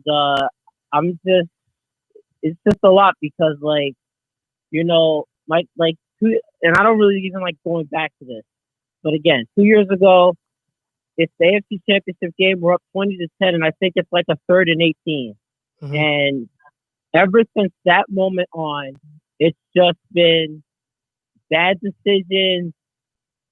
Players that don't want to be here, although I don't really blame them. That was more of the front office. And, you know, you have a chance to just completely, if Trevor Lawrence is what everyone says he is, you've got a chance to just completely wipe away the last decade and a half of being terrible. And you'd have a superstar quarterback, and it would make life very fun here again because, honestly, the last time the Jaguars were a consistent competitor, I was a baby. Okay, so it would do the city great justice if they could get Trevor Lawrence. But again, I am not getting excited until the Jaguars go 1-15. See, listen, Chance. You know, I hope for your sake. If I was in your shoes, of course, I want Trevor Lawrence. But me looking at how you Jaguars fans are feeling, Oh man, I hope that feeling of optimism gets ripped out of your hearts because I want Trevor Lawrence. Yeah, listen, Jets and Jaguars fans are cut from the same cloth. All right, now the Jets have been around longer, but we've both been, for the most part, bad. So may the best man win, I guess. May the best man lose. We're just gonna have to keep on losing. That's true. That's true. Actually, may the best man lose. And we need you guys. Again, if you look at the schedules, I mean, we're probably not going to win another one, and the Jets probably aren't going to beat the Browns. That Patriots game is going to be something interesting because now that they've been eliminated, does Bill Belichick try to throw the game to keep Trevor Lawrence out of the AFC East? Yeah, that's a possibility. That's the game that I'm gonna have circled because, although then again, with the way Cam Newton's looking, he may not even have to do that. But all right, yeah, man, it'll be something very interesting. These next 2 weeks are gonna be very interesting because it's gonna decide the future of these two franchises for who knows how long. Yeah, for sure. We appreciate you for being on the show today. It was a great experience getting a Jaguars fans perspective on this, and thanks. Yeah, man. Anytime. I'm glad to be here. Merry Christmas, guys. Take care. Merry Christmas, and good luck to your Nets tonight. Yep. Oh, you already know. AD, 27 points, 5 rebounds, 3 assists. Kyrie, 25 and 3. It's a wrap. All right, man. Merry Christmas. Right, guys. Yeah, just as you said that, the Nets announced their starting lineup tonight. It's going to be Kyrie Dinwiddie, Kevin Durant, Joe Harris, DeAndre Jordan. So LeVert off the bench. LeVert, 6th man of the year. That's an interesting lineup. Yeah, I would have thought LeVert would be starting a guaranteed starting spot. I think he's just going to run with a bunch of different lineups throughout the beginning of the season, but we'll talk about that in our NBA episode. So the next topic we have is Corey Davis. He's having a breakout season for his standards in Tennessee right now. He has 60 receptions, 945 receiving yards, career high, by the way, 5 touchdowns, and 15.8 yards per reception, which is a career high as well. I mean, this guy was the 5th overall pick in 2017. Before the year started, they declined his 5th-year option. So, I mean, now this guy is finally living up to sort of those expectations. First 1,000-yard receiving season, it looks like he's on pace for that.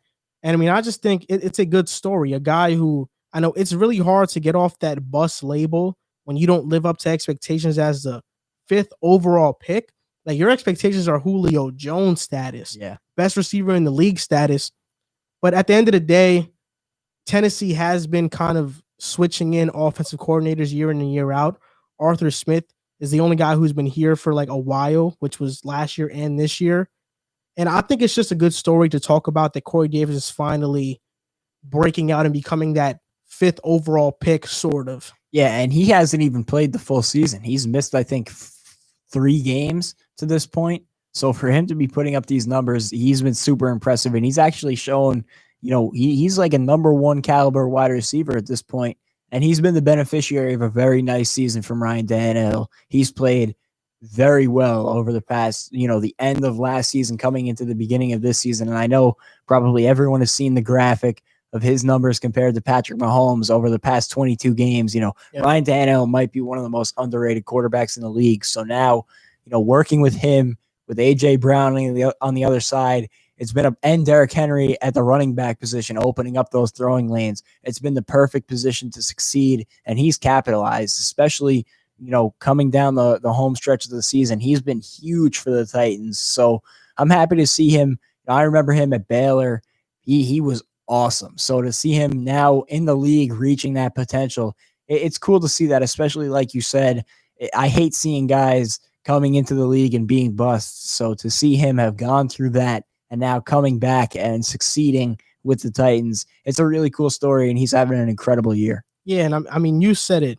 I don't think he's like number 1. I think he's a great number 2. He's like on that border. And what A.J. Brown has done for him has kind of opened him up more. He doesn't have that full responsibility of having that burden that he has to show out every single week, but he's a good running blocker. And this year, he has 5 games where he's had 100 yards receiving or more. The only other season where he's had anything close to that, I believe, was in 2018, and he had 2. So, I mean, this guy is having a breakout season by all means. I forgot to start him yesterday in fantasy. I mean, 2 days ago, I almost lost. I won by like half a point.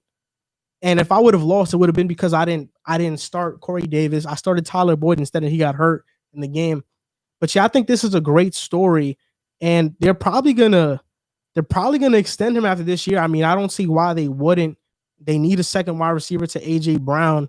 And when you talk about Corey Davis's numbers, even though like he hasn't lived up to that 5th overall pick, if any receiver is drafted in the 2nd round and has Corey Davis's production to what he's had so far, that's great value. Even a late 1st rounder. But since he was a top 5 pick, like you were expected to be a top 5 wide receiver in the NFL, no doubt about it. But we've seen in the past, wide receivers that go high tend to not pan out. Like outside of Julio and Calvin, Darius Hayward-Bay went with a top pick. You know, I could name a couple more. I kind of forgot though, but I know Darius Hayward-Bay was, Corey Davis was to recent memory. You know, but I think it's good for Corey Davis. Tannehill is one of the most underrated quarterbacks in the NFL. And I think now that he's there and Mariota's not, that also helped out Corey Davis tremendously. Yeah, and pretty much every number across the board is up for him this year. His yards per target, his receptions per game, his yards per game, his catch percentage is up by almost 15%. So when the ball's being thrown to him, he's now making plays and making the catches he should be making. Obviously, his yards, his touchdowns are the best of his career. 47 first downs with 2 games to play. That's the same total that he had in his 2018 season, which is really his only solid season that he's really had in his career so far. So he's not only playing his best football of his career, he is kicking through the door into another level that everybody expected to see from him. And he's only 25 years old. So he's still got some room to grow and some time to play in this league. And who knows how much bigger of a piece he can become in this offense. They're going to keep this offense together for a couple of years now. They got a young A.J. Brown, Corey Davis that they extend him, Derrick Henry, Ryan Tannehill, who they gave a bunch of money to this past offseason. Their offense is in really good shape. I love what Mike Vrabel's doing down there. And the Titans should be they should be up there for the next couple of years. So while we were talking, I was researching wide receivers that have been taken with the top 10 pick. In 2017, Corey Davis was the 5th pick. Mike Williams was the 7th. And John Ross was the 9th pick. So 3 wide receivers that didn't live up to the hype. Mike Williams maybe is like on the bubble of it. And not for that high of a pick. And then let me see. 2016, Corey Coleman, the 15th pick. But I'm looking for top 10. Amari Cooper in 2015, the 4th pick. Kevin White, the 7th pick. So Cooper panned out, but Kevin White didn't. Then in 2014, Sammy Watkins was the 4th pick, and Mike Evans was the 7th pick. 2013, Tavon Austin was the 8th pick. In 2012, let me see, I think Sammy Watkins. 2011, it was AJ Green and Julio Jones, both top 10 picks. So that was a good draft. And then, let me see, 2009, Darius Hayward-Bay, the 7th pick. 2007, Calvin Johnson, the 2nd pick. Ted Ginn, the 9th pick. So, it's basically like hit or miss. It's hit or miss with these receivers getting drafted in the top 10. But I don't think any of those guys have had a career like this where they struggled and then turned it around. All of the names that you named that have been very successful were successful from day one and had legendary careers. So this is a cool little career arc that he's got going for him so far. Little comeback story. We weren't going to go too in depth with that. Just a little nice story about how Corey Davis is reviving his career in Tennessee. Now we're going to talk about the NFC East. Washington and the Giants are racing for that number 1 seed in the East. And look, both teams are kind of built similarly, right? They both have pretty good defenses. I think Washington's is a great elite defense. And both offenses struggle to score points and move the ball, even though I think the Washington's is a little bit more consistent with Alex Smith. But who finishes who finishes as the division winner? Washington has the Panthers and Eagles left. The Giants have the Ravens and Cowboys. And these are the scenarios for the Giants to win the division. I have it right here. If the Giants lose to the Ravens and Washington beats the Panthers, then Washington is in, the Giants are out. If Giants lose to the Ravens, but they beat Dallas, but Washington goes 0-2, then the Giants are in because the Giants own the tiebreaker since they beat the Washington football team 2 times already. So what scenarios do you think are going to happen? Who do you have making the playoffs? Well, my biggest question for the Washington football team right now is the status of not only Alex Smith, but also Antonio Gibson. I know Alex Smith is supposed to start this upcoming weekend. He's hopeful to return in. Antonio Gibson, Ron Rivera said that, he's hoping that he returns as well. So who knows if he does or not. If they could get those two guys back, at least at, somewhat full strength, I would feel confident saying the Washington football team, just because you look at the other side with the Giants, Daniel Jones, he did not look great the other day when he played with that injury. So I don't feel confident saying that he's going to turn around and recover from it a week later or 2 weeks later, I guess you could say. And if they have to rely on Colt McCoy, there's no chance. I'm sorry. There's no chance they could win the division with Colt McCoy at the helm. I know he beat the Seahawks. That was a fluke. Wayne Gallman had the best game of his career pretty much. And that's not going to happen again. So if Daniel Jones can come out and be healthy, maybe it shakes things up, but fully healthy, like if both of these teams have their quarterbacks, I still feel more confident saying the Washington football team, just because I think Daniel Jones has shown his inexperience in the worst times this year. And now you're coming down a playoff stretch run that he has not experienced before. Even when he played at Duke, he didn't have to play in any big moments. So coming down the stretch in 2 big games, knowing the division is on the line, can he, live up to those moments and lead that team? I know the defense is great, but Washington football team's defense, in my opinion, is even better. And so I don't think the gap between offenses is big enough. I'm going to rely on the Washington football team defense more than the Giants defense personally. Yeah, I have Washington making the playoffs this season because of, like you said, not only their elite defense, but I think their offense with Alex Smith. They manage the game. They get first downs. They keep the ball moving. They keep their defense off the field for a little while. And I believe in this coaching staff, Ron Rivera, Scott Turner, Jack Del Rio. I really like this coaching staff. Last season in Carolina, when Scott Turner was named the offensive coordinator, the interim coordinator for a while, I think he did pretty good. I thought he did a pretty good job. He brought that to Washington. I think their offense is pretty good.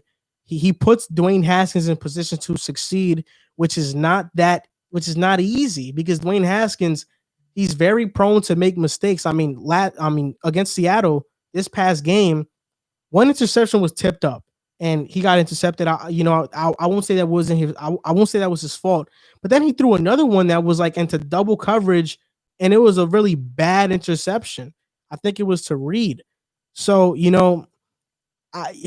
if Dwayne Haskins plays, it's really hard to pick them unless the Giants just stink the bed. So if Alex Smith does, I have them. And man, Washington, I think Antonio Gibson gets a lot of credit, and he should because he's phenomenal. But J.D. McKissick is phenomenal as well. Yeah. Like, this is a guy that I have McKissick in my fantasy team because I know that Antonio Gibson, I know that both of them kind of share the workload. Gibson is more he's a running back. Sometimes he catches passes, but McKissick is that receiving back. While Gibson has been gone, McKissick, they slid him into that role to do basically everything, and he strived. He had a great game against the Seahawks, and they were in that game. If it wasn't for some mistakes that Dwayne Haskins made, they probably would have won that game. Yeah, and you mentioned Ron Rivera. I trust him a little bit more in the coaching department. That's not to take away from Joe Judge. It's just I think Joe Judge is more building what he wants there in New York than Ron Rivera has come in, and I feel like the tone is already set in Washington. Yep. Like they've been on track for a while where the Giants spent half the season trying to get the train back on the rails, and I feel like now they're starting to put it together. But I do trust Washington more coming down the stretch, and also just the schedule. If you said it, if Washington wins one game and the Giants lose one game, that's it. The Giants have the Ravens coming up, and they've looked really good as of late. I know they struggled a little bit early on, but they've looked really good, and Lamar Jackson is going to give them all they can handle. And you look at the Washington football team, they got the Panthers coming up, who have not been impressive at all the past few weeks. So I think that this weekend is going to be a win for the Washington football team and a loss for the Giants, and I think that's going to wrap up the division in Week 16. And I said it when the Washington football team drafted Chase Young. I said, now that they have Chase Young, they might triple their win total this upcoming season. They had 3 wins. They have 6, so they doubled their win total. I don't think they'll triple it because that's not even mathematically possible. But they lost to the Giants 2 times in a one-score game. They lost to the Lions in a game that the Lions looked like they were about to give away to Washington. So I think this team is a 9-win football team. And I even said it earlier in the season, week 1 after they beat the Eagles. If Washington's offense can be decent, average, this team is making the playoffs and winning the division, no doubt about it. The only reason they're struggling to make the playoffs is because their offense is one of the worst in the NFL. Yeah. But if their offense was average, this team is a legit contender. Because their defense is that good right now. Yeah, that defensive line has been an elite unit in all of football, and they've really kept them in this entire season. Chase Young has come in and been everything that he was expected to be, a generational talent, and he's going to be tearing up the league for a decade at least. Yeah. He's just so fun to watch. Like, he transcends the game. It's just, when you think about their defensive line, that is going to be the best defensive line in the NFL for a couple years until they have to pay those guys. Exactly. Jonathan Allen, Deron Payne, Ryan Kerrigan, who's a free agent, who knows if he's going to come back. He's not even starting, though. Chase Young, Matt Ioannidis, who's on IR right now. When he comes back, they're going to be phenomenal. Montez Sweat, who had a tip pass and interception, and then Payne had an interception against Seattle. Like, it's an embarrassment of riches. Yeah, like, these guys are fast, they're young, and they're awesome. Tim Settle, who should start on other teams, is very good too. I mean, I think Washington, they have cap space going into next year.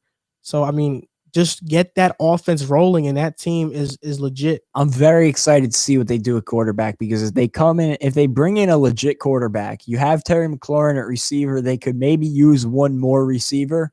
And then, Antonio Gibson has been great at the running back position this year. The offensive line has been terrible.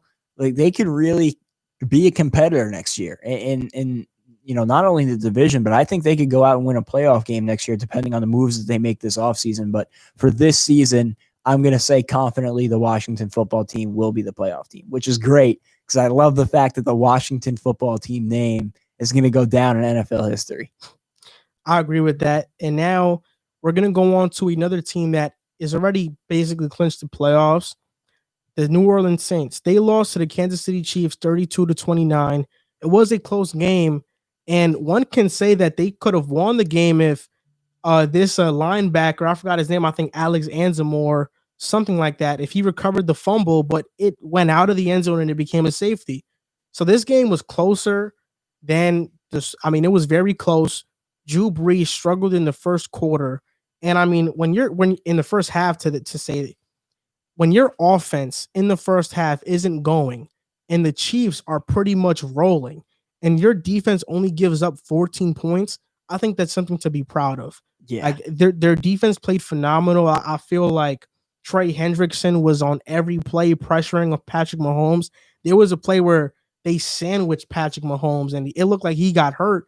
I was actually worried when that happened. But I mean, I think the Saints, they are legit. I'm very confident in how far the Saints can go. I'm confident in this team, in this group, for how they look now.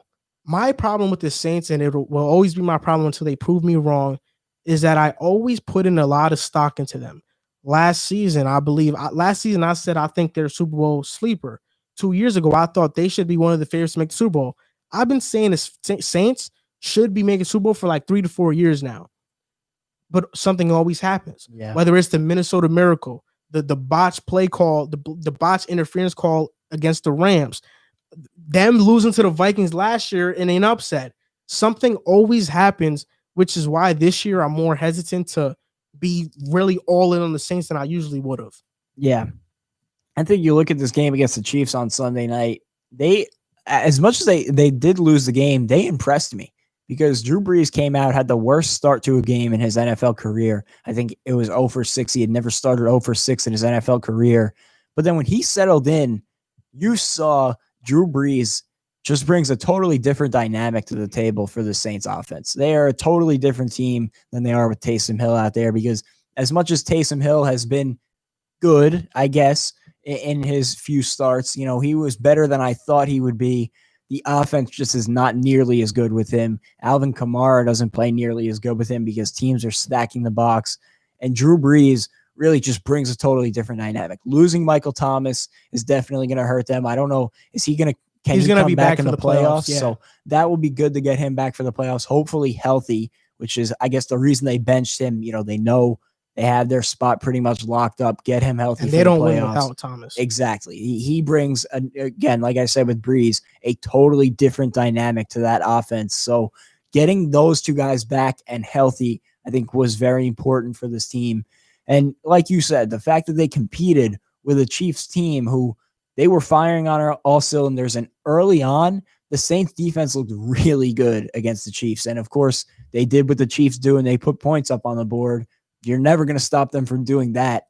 They stayed in the game despite a terrible start from the offense. And the fact that it was a 3-point game in the end is impressive for me. It was the most impressive loss that I've probably seen all season. Yeah, I agree. I mean, this wasn't a bad loss. And like you said, Drew Brees is so much better in that offense because he's been in it for years. Yeah. He knows where everybody's going to be at. He knows who to pinpoint, who to target. He knows players' tendencies, and he's just a better quarterback. He's a future Hall of Famer. He's going to be one of the best of all time. He's broken records before, and he just goes through his reads and his progressions so much more fluidly than Taysom Hill does. Even though I think Taysom Hill brings a different dynamic to the offense, yeah, I think you can still get what Taysom Hill brings to the table, even with Brees out there, because you bring in Taysom Hill on packages anyway. Like they ran a QB power, so you're still going to bring in goal line formations. You can still bring in Taysom Hill. And now that there's tape on Taysom Hill actually completing passes, you have to be more wary about what they're going to do in what situation when Taysom Hill is out there. But I mean, you look at this team, I think getting Quan Alexander really solidified that linebacker group. They're much faster now. Demario Davis is a Pro Bowl level talent. I know people feel that he got snubbed. Trey Hendrickson, who is the perfect complement to Cameron Jordan so far. That's what people thought Marcus Davenport was going to be, but it ends up being Trey Hendrickson. He's having a phenomenal elite season. But I always go back to they look great in the regular season, but what can they do in the playoffs? See, I think they can go far. I think they can make the Super Bowl, but in this NFC, it's just so wide open. Or if the Saints face Tampa again, are they getting the Tampa they played earlier in the year, or are they getting a much more firing on all cylinders Tampa Bay Buccaneers offense and defense? You don't know what's going to happen because I will never doubt a Tom Brady-led team. I will never doubt them. I'm still picking the Bucs to make the Super Bowl, but I think the Saints are right there. And I think if you're going off what they've shown, if you're going off what each NFC team has shown this season, the Saints should be the pick to go to the Super Bowl. Yeah, in my eyes, the Saints and the Packers are the two best teams in the NFC based on what they've shown us.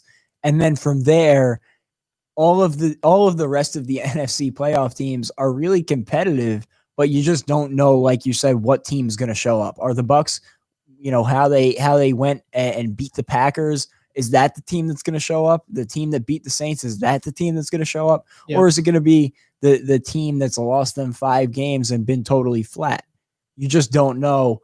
And then you look at the Seahawks, their defense is starting to come together, but they've also put up performances like they did against the Giants where their offense just looks miserable, can get nothing going, and you don't know what you're going to get out of them. The Washington football team, their defense has been incredible, but can their offense provide enough to keep them in a game? So, I think that the Saints are the best bet on both sides of the ball right now in the NFC, right there with the Packers, but they are not by any means a lock like the Chiefs are. Like, in my opinion, the Chiefs are head and shoulders above everybody else. The Saints are just number one to me in a group of anybody that can be that team from the NFC. Yeah, I agree. A team that should be in that number one spot and nobody should have questions about them right now, are the Pittsburgh Steelers. But as we know, it hasn't happened that way. They lost to the Bills, they lost to Washington, they lost to the Bengals, which was an embarrassing loss. Ryan Finley only threw for like 87 yards. I know it was less than 100, but they still lost.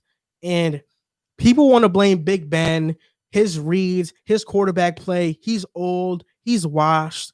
Big Ben has 30 touchdowns and 9 interceptions on the season. I'm going to say this, and I said this yesterday. When are we going to look off of Ben, and when are we going to blame the play calling? And I had that thought yesterday. I said, wait, hold up. This play sucks. I was like, who called this play? And I said, maybe we're being too hard on Ben. Let me look up the Steelers offensive coordinator. I looked him up yesterday, and his name is Randy Fitchner. I don't know if I'm pronouncing that right, but I was researching him. I looked at more tape. I looked at what people were saying about him, experts, analysts, and what I came away with is that this guy is going to cost the Steelers a chance to go to the Super Bowl, because I think talent-wise, this is one of the best Steelers roster in a long time, and it's probably going to go to waste because this offensive coordinator cannot make adjustments for anything, and his play calling is horrible. Yeah, and it just seems like it's always something with this offense coming down the stretch of the season. 3 weeks ago, it was they can't establish any running game. And then 2 weeks ago, it was, well, the wide receivers dropped 7 passes. And then this past week, it was Big Ben was terrible. And all of those things might be true, but what is the one common theme with all of that? It's the play calling, the offensive play calling, and what goes into the offensive output. There is talent on that offense. There's no question about it. The receiving core has been great. They haven't been great this season. They're a great group of talent. Juju, Deontay Johnson, Chase Claypool. Like, there is more than enough. Even Ray McLeod. Like, they have a great crop of talent offensively. James Conner at running back, and even Benny Snell has come in and been very good. And Ben Roethlisberger has come in off of Tommy John surgery and really looked like the guy that he was prior to the injury. So there's no excuse on talent. And I understand the injury bug has bit them pretty hard, and the offensive line hasn't been great, but you got to eventually look at the play call. There's no reason that Juju Smith-Schuster should be having as poor of a season as he's having, especially after what he did in his career leading up to this season. Like, he's a top tier wide receiver. He's a potentially number one wide receiver talent. I think Chase Claypool is the best wide receiver on the Steelers. And I was just going to say, Chase Claypool has come in and had the rookie year that he's had. In a crucial 4th down yesterday, he wasn't even on the field. I think he might have been hurt from the play before because of the pass interference. It should have been pass interference to play before. I think somebody like the defender fell on his leg a little bit, Darius Phillips. So I don't know if he was injured. I don't know if, I'm not sure, but not going off of speculation, going off of like what really happened yesterday. I mean, earlier in the game, the Bengals give you single high safety looks, and you continuously line up Chase Claypool to be grouped up with another receiver on one side of the field instead of isolating him. The Bengals were playing straight up man. And instead you isolate Deontay Johnson on crucial 3rd downs and not Claypool, which I'm happy about, because if Claypool would have had one more catch, I would have lost my fantasy playoff game. So I was biting my nails like, oh my gosh. But okay. Then what really bothered me the most was how they ended off the game. They have 2 minutes left. I believe a timeout. You don't have to just take deep shots. Randy Fitchner called this game like they needed a touchdown on that play. There were only 15 seconds left on the clock. You called 3 straight plays, which are deep shots down the field, when all you need is 10 yards. You don't need that much. Like, I just think the Steelers defense is so elite this season, and they have a great group of offensive talent. And it's a shame that it's probably going to go to waste because this guy can't make adjustments. You look in 2018, he was the offense coordinator.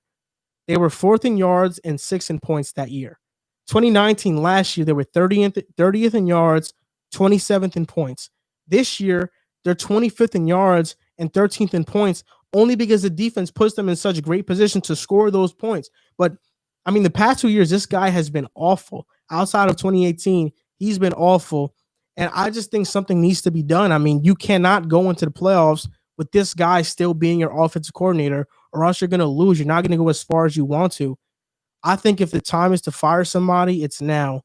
We've seen kind of the opposite thing happen in Seattle. Kenny Norton Jr. Yeah. He was really bad, abysmal, but Seattle has picked it up. He's adjusted. They've communicated better. Now their defense is okay.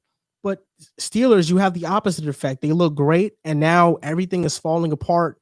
And we all know when it comes to the playoffs and teams making a run, the teams that go the farthest are the ones that get hot late.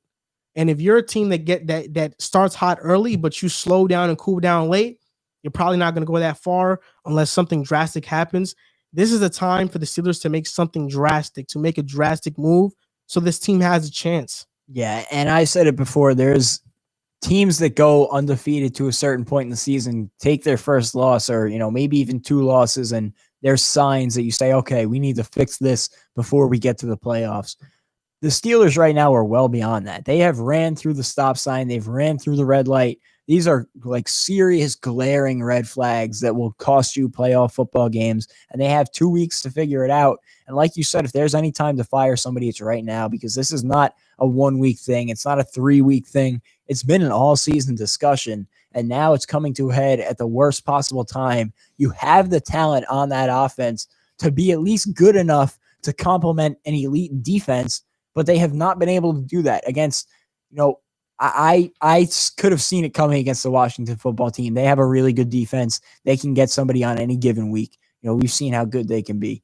Then the Ravens, the Ravens, that's a good football team you lose to, but then it comes to the Bengals, and that's an inexcusable loss. Yeah, something needs to change. Even Washington, I think. Yeah. Even Washington. Something has to change, especially 3 in a row. You're skidding. Question marks are coming in from all over the place. You have people questioning Juju and his TikToks, whatever.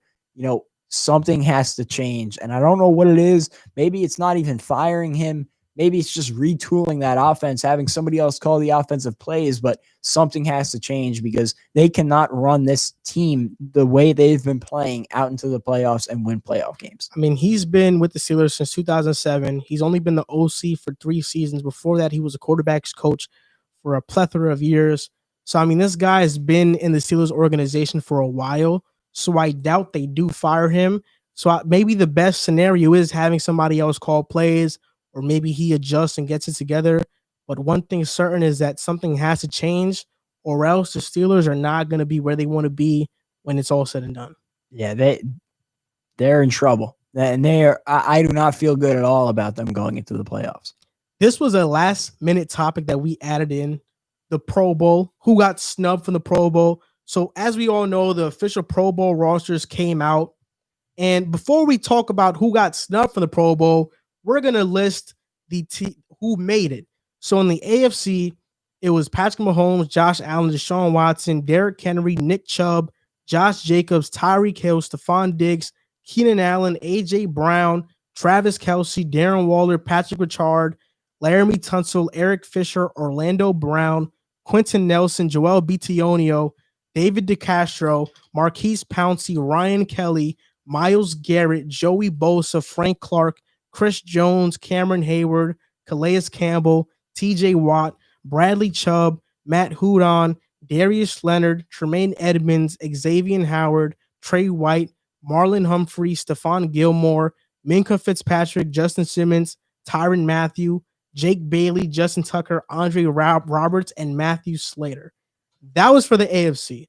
Now for the NFC, it was Aaron Rodgers, Russell Wilson, Kyler Murray, Dalvin Cook, Alvin Kamara, Aaron Jones, Devontae Adams, DeAndre Hopkins, DK Metcalf, Justin Jefferson, TJ Hawkinson, Evan Ingram, Kyle Juszczyk, David Bakhtiari, Trent Williams, Teron Armstead, Brandon Scherf, Elton Jenkins, Andres Pete, Jason Kelty, Frank Ragnow, Cameron Jordan, Brandon Graham, Chase Young, Aaron Donald, Fletcher Cox, Grady Jarrett, Khalil Mack, Darius Smith, Jason Pierre-Paul, Bobby Wagner, Fred Warner, Jalen Ramsey, Jairi Alexander, Marshawn Lattimore, James Bradbury, Quadre Diggs, Buda Baker, Jamal Adams, Jack Fox, Young Ho Koo, Cordell Patterson, and Nick Bellore.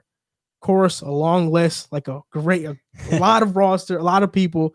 So who do you think was a Pro Bowl snub from the AFC and the NFC? Well, let me start with the AFC. I just want to get this out of the way because you call it homerism, but there are two guys on the Jets that should have been Pro Bowlers, Mekhi Becton and, more importantly, Quinnen Williams. Quinnen Williams just got straight up disrespected.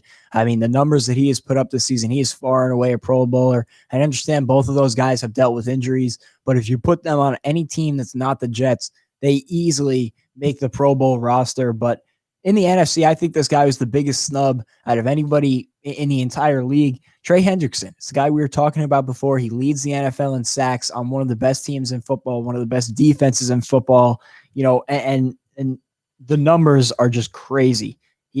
Between the sacks, the disruptions, the turnovers caused, the hurries, he is having an incredible year. So for him to not make the Pro Bowl, you just have to wonder what's going into the decision. Look, for the AFC, I'm going to call homerism, but not for anybody on the Jets, because this guy is near and dear to my heart. I said he was a franchise quarterback last year. I got laughed at. I've always loved Ryan Tannehill. Ryan Tannehill was snubbed. And when I look into what goes into Pro Bowl voting, what goes into it? Do we value winning? Is that why Nick Chubb made it over James Robinson? Even though Robinson, you can say, had a better around season statistically. If we value winning, then why is Deshaun Watson over Ryan Tannehill? Ryan Tannehill has 3,482 yards, 31 touchdowns, 5 interceptions, 110.4 quarterback rating. Deshaun Watson has 4,000 yards, 27 touchdowns, 6 interceptions, 110.6 quarterback rating. Yes, Watson deserves to be in the Pro Bowl. He's phenomenal. We know that. But Ryan Tannehill is having a better season, and his team is winning and in firm position to win the division that Watson plays in. So what goes into Pro Bowl voting? Is it winning? Because if it's winning, then Tannehill, if you take winning and production, Tannehill should be the surefire Pro Bowl pick. And then you look at, I just think that the Pro Bowl at this point is a popularity contest. 100%.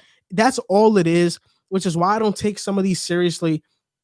You look at the NFC, Trey Hendrickson, he's a big snub. And I'm not even going to mention him because you already said it, but Robert Tonyan or Logan Thomas, Evan Ingram, Evan Ingram had 572 yards receiving this year, 1 touchdown on 95 targets and 9 drops. Robert Tonyan had 551 yards, so only 20 less yards, 9 more touchdowns. He had 10 touchdowns on 55 targets and 0 drops. Even if it wasn't Tonyan, let's say, okay, Tonyan is out. Who else in the NFC was more deserving at tight end? Logan Thomas on Washington. He has 570 yards, 5 touchdowns, 92 targets, and 4 drops. So, of course, out of this group of guys, Robert Tonyan should have made the Pro Bowl. The fact that Evan Ingram made it over Tonyan and even Logan Thomas is ridiculous.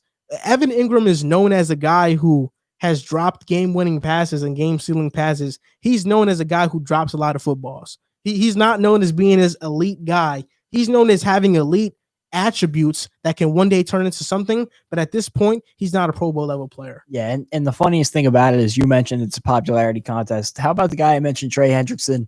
His teammate, Cam Jordan, made the Pro Bowl. How about these stats? Sacks. Hendrickson has 12.5. Cam Jordan has 6.5. Disruptions. Hendrickson has 54. Cam Jordan has 38. Pressure percentage. 16 for Hendrickson, 8.1 for Cam Jordan. Turnovers created by pressure. Hendrickson has 2. Cam Jordan has 1. Hurries, 35 for Hendrickson, 20 for Cam Jordan. So, it's clearly, it's just who are the bigger names. And most of the time that works because you look at the roster, and I think 75 to 80% of it is what it should be. But then there's 20% of the league that are not as well-known guys that have great seasons that get screwed because it's just a 1/3 of it is voted on by the fans, and the other 2/3 are voted on by the coaches and players who don't really take it seriously. So, it's unfortunate. Oh, wow. I didn't even know that the coaches and players voted. I thought it was just the fans. Yeah, 1/3 of the voting is the fan vote.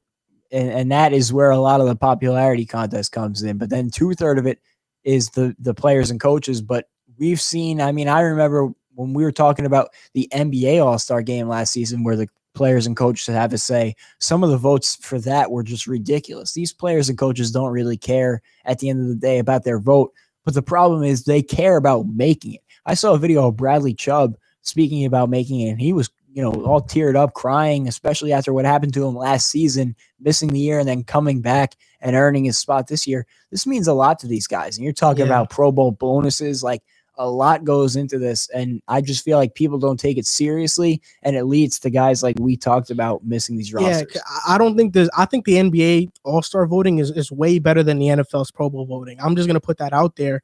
But yeah, I mean, the fans, if you allow fans to vote on it, it's a popularity contest. If you allow the players and coaches, that's who should have, like, their votes should matter the most. But if they're not taking it seriously, then what's the solution? How do guys that deserve to be in it are actually in it? I mean, you look at some of the snubs. Zach Cunningham from Houston. He leads the league in tackles. He didn't make it. Devin White. Bobby Wagner made it over him, and Bobby Wagner is more, his name is more, is known. He's a legend. Yeah. He's a legendary linebacker. But in terms of having a better season, Devin White has had a better season, arguably. Wyatt Teller, one of the best graded offensive linemen in the NFL, missed it. James Robinson, Quentin Williams, who has better stats than Calais Campbell this season, Calvin Ridley missed it, and Shaq Barrett missed it. So these are some notable guys that missed it. At this point, I don't think anybody takes the Pro Bowl seriously, but what sucks is that at the end of these guys' careers, that's how we measure how better a player was. And there's really not many other judges of, the NBA. We could look at all pro teams because they have 3 all pro teams, or all NBA teams, I should say. They have 3 all NBA teams. And it's really like, if you don't make the 3 all NBA teams, there's a good opportunity for you to make an all NBA team. And that is a much more inclusive, a more telling group, idea on what that player did that season. For the NFL, there's all pros, but it's very tough to make an all pro team. And there's going to be guys snubbed. Like, there is so many more players in the NFL that there will be guys snubbed from an all pro team that definitely deserve that recognition. And it's so much there's harder. No other way to give it to them. And it's so much harder to make the Hall of Fame in the NFL. 100%. Like, it's really difficult. The NBA, you could do anything related to basketball, you're in the Hall of Fame. Yeah. In the NFL, if you're not a guy who's made 7 all pros, you're not getting in the Hall of Fame. Like, if you're not a guy who's been like the best of the best, you're not making it. It's just extremely difficult to make it. Yeah, and I think that this year was probably the most egregious year that I could remember in my time really following the NFL, on snubs and guys who missed it that really should have made it. So the next topic we're going to have is, we're going to finish off the show with these two.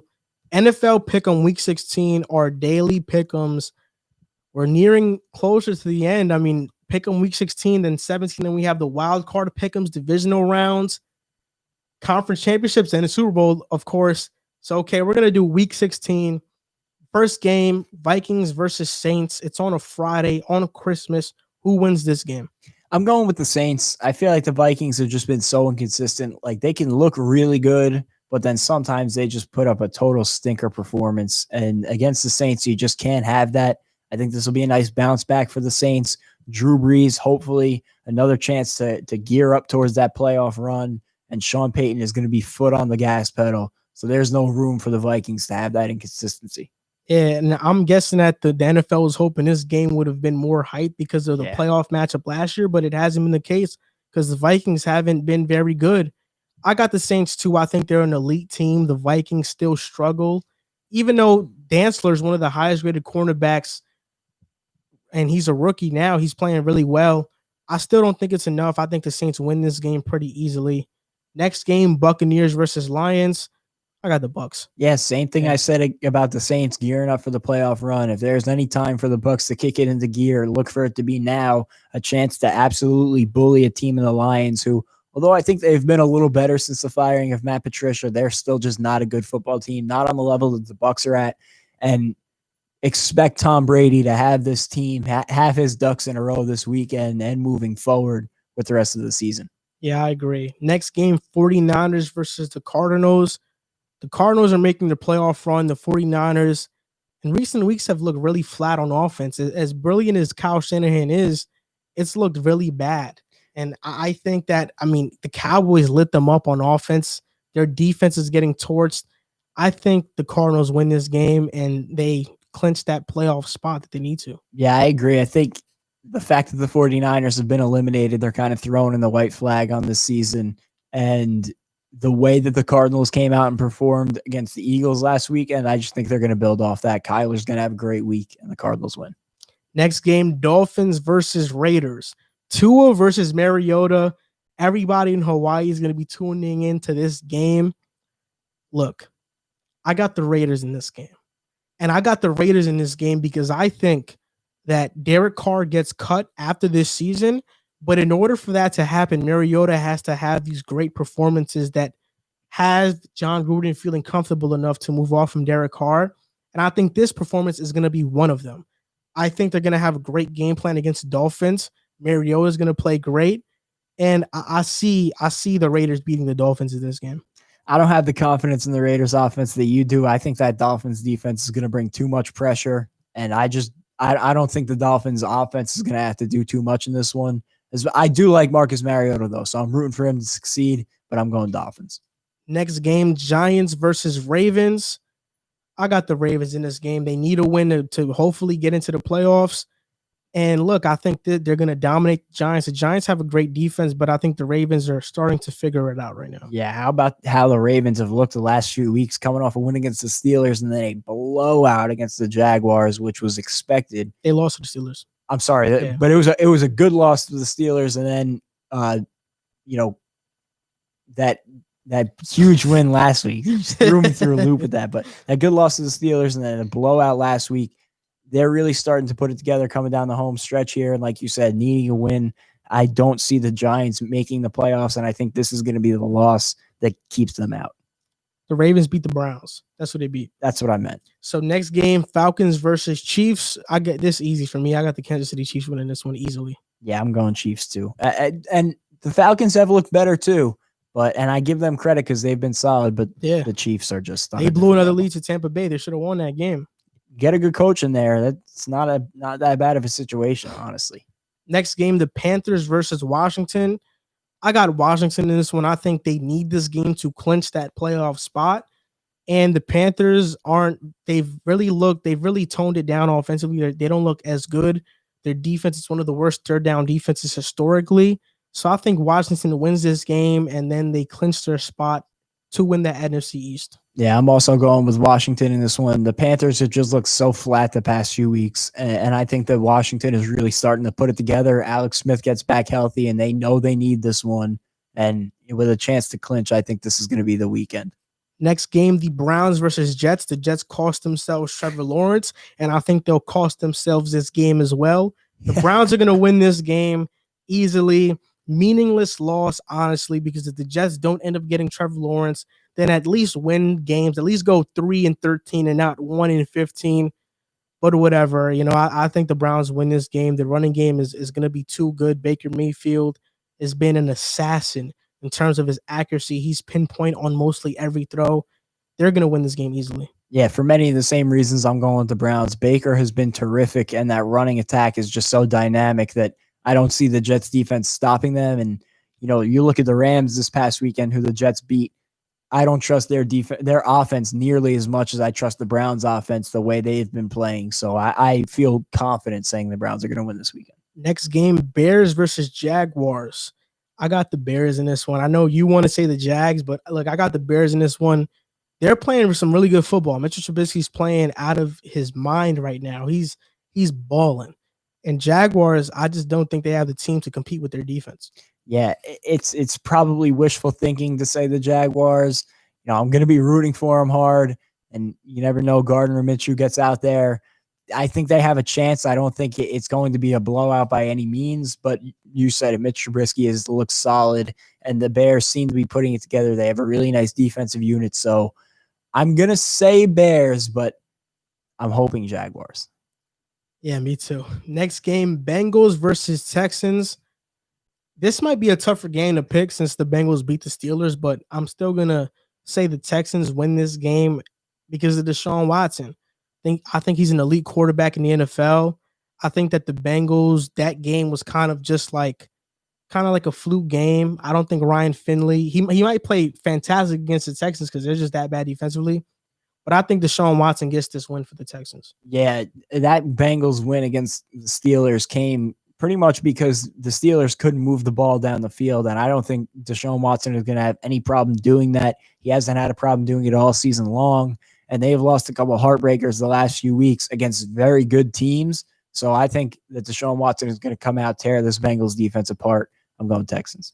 Next game, Colts versus Steelers. Based on how the Steelers have been looking, I think the Colts win this game easily. Their offense is starting to click. Phillip Rivers hasn't thrown an interception in, I think, 2 or 3 games. He's clicking. Their offense is healthy. Their defense is still one of the best in the NFL.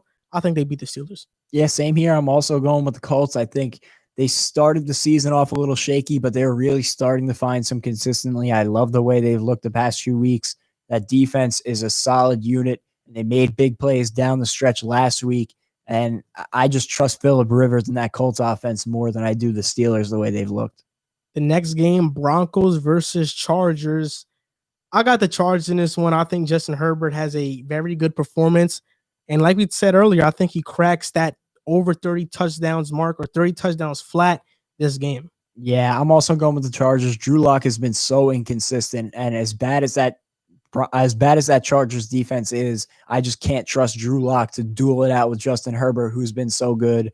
So I'm going to go with the Chargers in this one in a high-scoring affair. Next game, the Eagles versus the Cowboys. I have the Eagles in this one. Jalen Hurts is playing phenomenal. The Cowboys have looked better, but I think the Eagles have found life with Jalen Hurts starting at quarterback, and he gets his second win as a starter for them. I agree. I'm also going with the Eagles. I think Jalen Hurts is going to have a field day. That Cowboys defense has been so bad all year long, and even against the better defensive unit, well, 2 really good defensive units in the Cardinals and the Saints, he looked impressive. So against this Cowboys defense, I think he's going to look even better, and I think the Eagles are going to win it. Next game, Rams versus Seahawks. This game might decide a division right here, and I think I'm picking the Seahawks. The Rams, embarrassing loss against the Jets. There's a chance that they come out and they really prove all the doubters wrong, because after that embarrassing loss, they come out and they show up the Seahawks. But I think the Seahawks are starting to click. Their defense is getting better. They're communicating. Russell Wilson is the MVP he is, and you just can't trust Jared Goff. Yeah, I flip-flop back and forth on this one a couple times because I do want to think that the Rams are going to pick themselves back up after a miserable loss. But Pete Carroll is just a mastermind. He has that team playing great football. You said it. The defense is starting to come around, get those pieces healthy. And they actually, after a really bad lull in the season, including that loss to the Giants, I feel like is where it culminated. Now, with that division win, the momentum from that, I think they're just going to keep riding it all the way into the playoffs. So I'm going Seahawks. Yeah, now this next game is my game of the week, Titans versus Packers. This is going to be a great game, and I have the Titans winning this game. The Packers' biggest weakness is stopping the run. The Titans' biggest strength is running the ball. I think Derrick Henry is going to have a great game. I wouldn't even rule it out, him having 200 yards rushing this game. He's going to be dominant this game. Yeah, I actually went with the Packers in this game. This was my toughest game to pick of the entire slate. I think it's going to come down to who has a bigger day. Derrick Henry running the football, which is a pretty good bet, or Aaron Rodgers throwing the football. I think last week they had a little bit of a slow week. Him and Devontae Parker was the first time Devontae Adams hadn't scored in, I think, 8 weeks. So I think they get back on track this week. I think Devontae Adams has a big game, and the Packers win. So the final game of the week, Bills versus Patriots. I got the Bills in this one, and I think they'll go 12-3. I also got the Bills. The Patriots just have looked kind of flat. As good as that defense is, Cam Newton has struggled to finish out the season. I'm going Bills. Yeah, so that's going to do it for our NFL Pick'em Week 16s. Comment which game you are most excited for this week, and who are your picks for this week. So now we're going into our final segment of the episode, Power Rankings Week 16. It was a long episode, but okay, I'll start off first. My 10th ranked team in the NFL right now is the Indianapolis Colts. I think They look impressive. Their offense is getting healthy. Phillip Rivers hasn't thrown an interception in 2 to 3 games. Their defense is getting healthy. Forrest Buckner's coming back. So, look, I think they are the 10th best ranked team in the NFL, and they can be higher. They can be higher for me. I just want to start by saying this list was very difficult for me to make, especially when I got into like the 6, 7, 8, 9, 10 range. And there are 2 to 3 teams that I left off that I really would also like to give some love to. But, you know, this was very difficult, especially when it got towards the tail end. But I have the Bucs at 10. I think that they have a higher ceiling than probably 3 to 5 teams ahead of them, especially come playoff time. But just based on what I've seen, I have the Bucs at 10 right now. But again, come playoff time, I think that they're a better team. I would rather bet on them come playoff time than a couple teams I have ahead of them. You know, I'll just say this. Spoiler alert. I don't have the Steelers at my top 10. Neither do I. I don't have the Steelers in my top 10. The Steelers I debated on putting at 10, but if it wasn't for the Bengals loss, the other 2 losses I can excuse because I really am high on the Washington football team defense, and I think the Bills are a Super Bowl contender. But the Bengals loss without Joe Burrow is just inexcusable. Yep. So my 9th ranked team is the Miami Dolphins. I think it was an impressive win over the Patriots, especially thinking about the receivers that they had out there. Mike Gesicki was out, Parker was out, Preston Williams, Grant. They were all out. I think Ahmed has really proven when he's healthy, he can be that lead running back for the Dolphins. Matt Breida looked really impressive. And I think that once the Dolphins get healthy, their defense is already elite. They deserve to be in a top 10 list. They are that good. They are a complete football team. And Tua is playing mistake-free, which always helps him out. Yeah, I also have the Dolphins at 9. When you look at it, the team that we've been talking about all season long, the Pittsburgh Steelers, why do we talk about them so much? Because they have an elite defense. Well, I'll tell you what, the Dolphins have an elite defense too. And you know what they do offensively? They don't do too much. They have Tua, who's going to make the smart play. They have a really nice offensive system that they've been running. And I trust them offensively more than I do the Steelers right now. So, you know, I feel much better putting them in my top 10 than the Steelers, especially after the last 3 weeks. Exactly. Next team I have, the 8th ranked team in the NFL for me, the Tampa Bay Buccaneers. That comeback win against the Falcons was impressive to me. They showed resilience. And when they get clicking, that's how they are. They're dominant like that. And I think right now they're going to start to get clicked. They're going to start to get clicking now, if that even makes sense. I'm just so high on the Buccaneers, and I'm ashamed that I have to put them so low on my list because I know this is a regular season list. But I mean, man, Tampa Bay, their ceiling is Super Bowl. Yeah. And I think now they're at 8 only because of losses to like the Saints and the record went against 500 teams. But look, I think the Rams still have all around one of the best rosters in the NFL. I agree with you. And I think the Bucs ceiling is Super Bowl, no doubt. I believe you had the Colts at 10.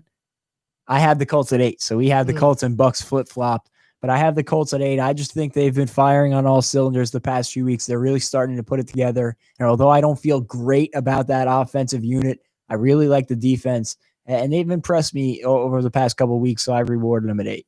So my 7th ranked team is the Tennessee Titans. Tannehill, 5-touchdown game. Derrick Henry was phenomenal. Look, I think the Titans are one of the better teams in the NFL. All they have to do is figure out that defense, but their offense led by Tannehill, Derrick Henry is always fun to watch. And I think if that run game is going, Tannehill's going, that defense is playing well, they can beat any team in football. Yeah, I went with the Seahawks at 7. They actually, I know I've missed 3 weeks, but they took a long hiatus off of my top 10 list, and they went through a big lull in the season, but they have come back in a big way. That offense is starting to look like itself again, even though, it's kind of shifted. It was more DK Metcalf and Russell Wilson to start the season, but it's become a much more balanced act. And I think that's very important moving into the playoffs because that's much more sustainable than just a one-man show offensively. So I feel good about that. And the defense is really starting to come around. Jamal Adams is making his impact known, and they're not getting shredded up like they were earlier in the season. So if there's any time to put it together, it's now. They're doing it. Pete Carroll doing a great job as always. So I have them at 7. So the next team, my 6th ranked team, is the Cleveland Browns. They had a good loss against the Ravens and a good win against the Giants. It's a shame that teams only get credit when they play on prime time, but that's what it's come to. And the Rams got the credit against the Ravens. Now they put the league on notice. Baker Mayfield is playing phenomenal. He's accurate. He's playing turnover-free football, and that running game is really good. Their defense is also playing better as well. So the Rams are definitely deserving of the 6th spot in my power rankings list. I also went with the Browns. I've been very impressed with them, and they were a team that kind of like the Bills, I was shaky on earlier in the season because I just didn't know what they were. I didn't know what their identity was, and Baker Mayfield was so streaky to start the year. But it seems like, ironically enough, ever since that Odell Beckham injury, they've started to get more consistent. And I don't think it's anything Odell did. I just feel like when he was on the field, Baker Mayfield tried to force the ball to him in times that he wasn't open. And it's not like a Baker Mayfield thing or an Odell thing. It's something that happens when you have a star receiver, but it just wasn't the perfect romance. And now that offense is flowing so much better. Everything is moving easier. The run game has opened up more. Jarvis Landry is playing better, and all of those receivers have looked better. David Njoku's looked better at the tight end spot. Austin Hooper. So they've looked really well over the past few weeks. That defense is turning into a formidable unit, and Kevin Stefanski is doing a great job there. So I have them at 6. So my 5th ranked team is the Seattle Seahawks. I know you have them at 7, but I'm really high on the Seahawks. Their defense is turning a corner. Their defense is starting to play really good football. Jamal Adams got the Pro Bowl nod. I know you didn't give him credit early on this season. I said, hey, man, relax. Jamal Adams is still my president. I still salute to him every morning. He's the prez. And Jamal Adams, Bobby Wagner, Carlos Dunlap are turning around this Seahawks defense, and we know their offense with Russell Wilson is one of the best in the NFL. They're my 5th ranked team in the NFL right now. Funnily enough, another flip-flop that we have, I have the Titans at 5. So you had them at 7. I had the Seahawks, and now you have the Seahawks at 5. I have the Titans at 5. And honestly, speaking quite frankly, the one person that has them here in my ranking is Derrick Henry. He just is seemingly unstoppable late in the season. And, he looked good earlier on in the year, but he didn't look this good. He actually looks unstoppable right now. And you pair that with Ryan Tannehill, who has been, I think, a Pro Bowl level quarterback this season. Corey Davis is playing great. A.J. Brown is playing great. That line has been really good. And that defense is starting to get better and better every week, it seems. So I feel really good about the Titans coming into this playoff time, and I don't see why they can't make a run like they did last year. Yeah, my 4th ranked team is the Green Bay Packers. Aaron Rodgers playing at an MVP level. They're only this high because of Rodgers. Their defense hasn't looked very good. It was kind of a bad win against the Panthers. They looked flat throughout the game. The Panthers almost came back and beat them. I mean, look, their defense isn't that good. They only have really one receiver. Aaron Jones is good. We know that. But they're only this high because of Aaron Rodgers. Wherever he goes, the Packers goes. If he plays bad, the Packers have no chance. If he plays good, even if they're facing a good team, they probably have no chance. But, I think just because of Rodgers and the regular season, they are the 4th ranked team to me. At 4, I have the Saints. They could definitely be higher.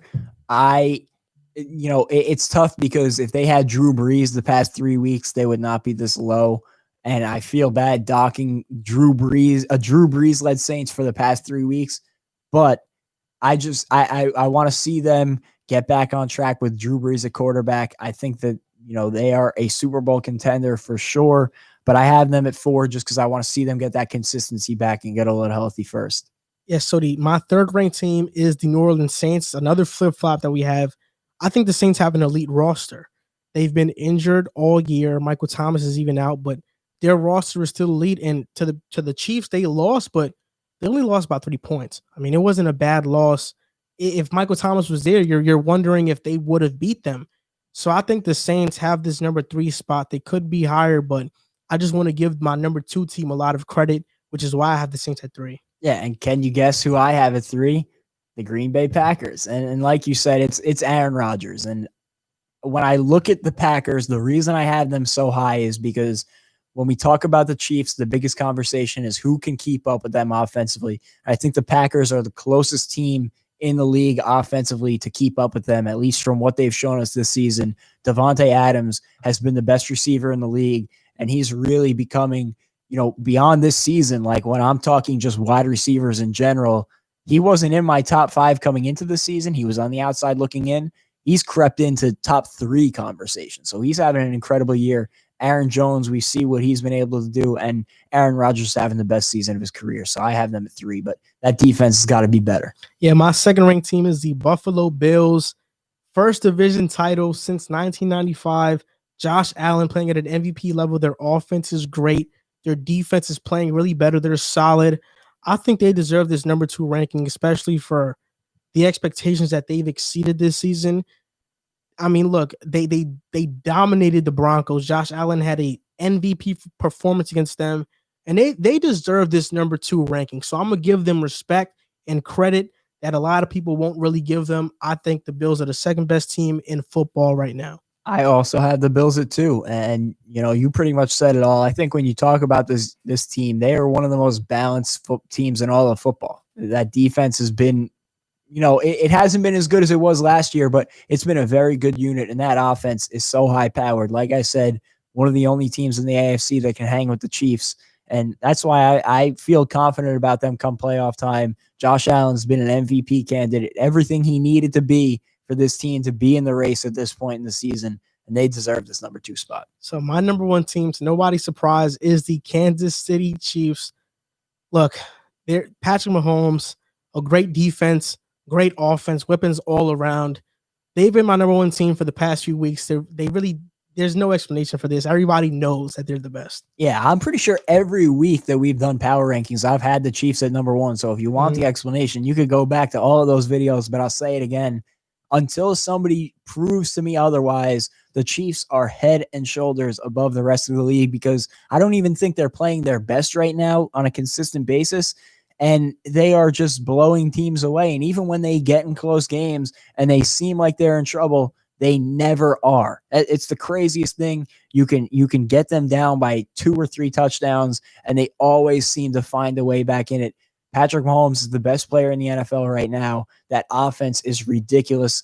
Travis Kelce and Tyreek Hill have been 2 of the best offensive players in the league this year, and they're in the same offense. And so for them to be paired with that good of a defense, it's just unfair. Yep, and that's going to do it for our NFL Power Rankings Week 16. So, guys, if you're watching, comment down your top 10 lists in the NFL and your reasons why, if you even want to get in depth to that. But thank you guys for watching our Power Rankings. This is going to do it for this episode, 2 hours and 20 minutes long episode, but it was a great one. I enjoyed talking about these topics with you, Jack. Great episode as always. Glad to have you back on here. And I know you're giddy to get up out your chair and watch the Brooklyn Nets, which is why I was laughing so much. But okay, man. I mean, we're not going to take in callers this episode just because the Nets are playing in a few. So that's very considerate. Yeah, I appreciate we won't take in callers. So if you guys are watching this far, thank you guys for watching this far. As always, we appreciate your support, and we'll see you next time. Yeah, thank you guys for watching. It was great getting back, and let's go Nets.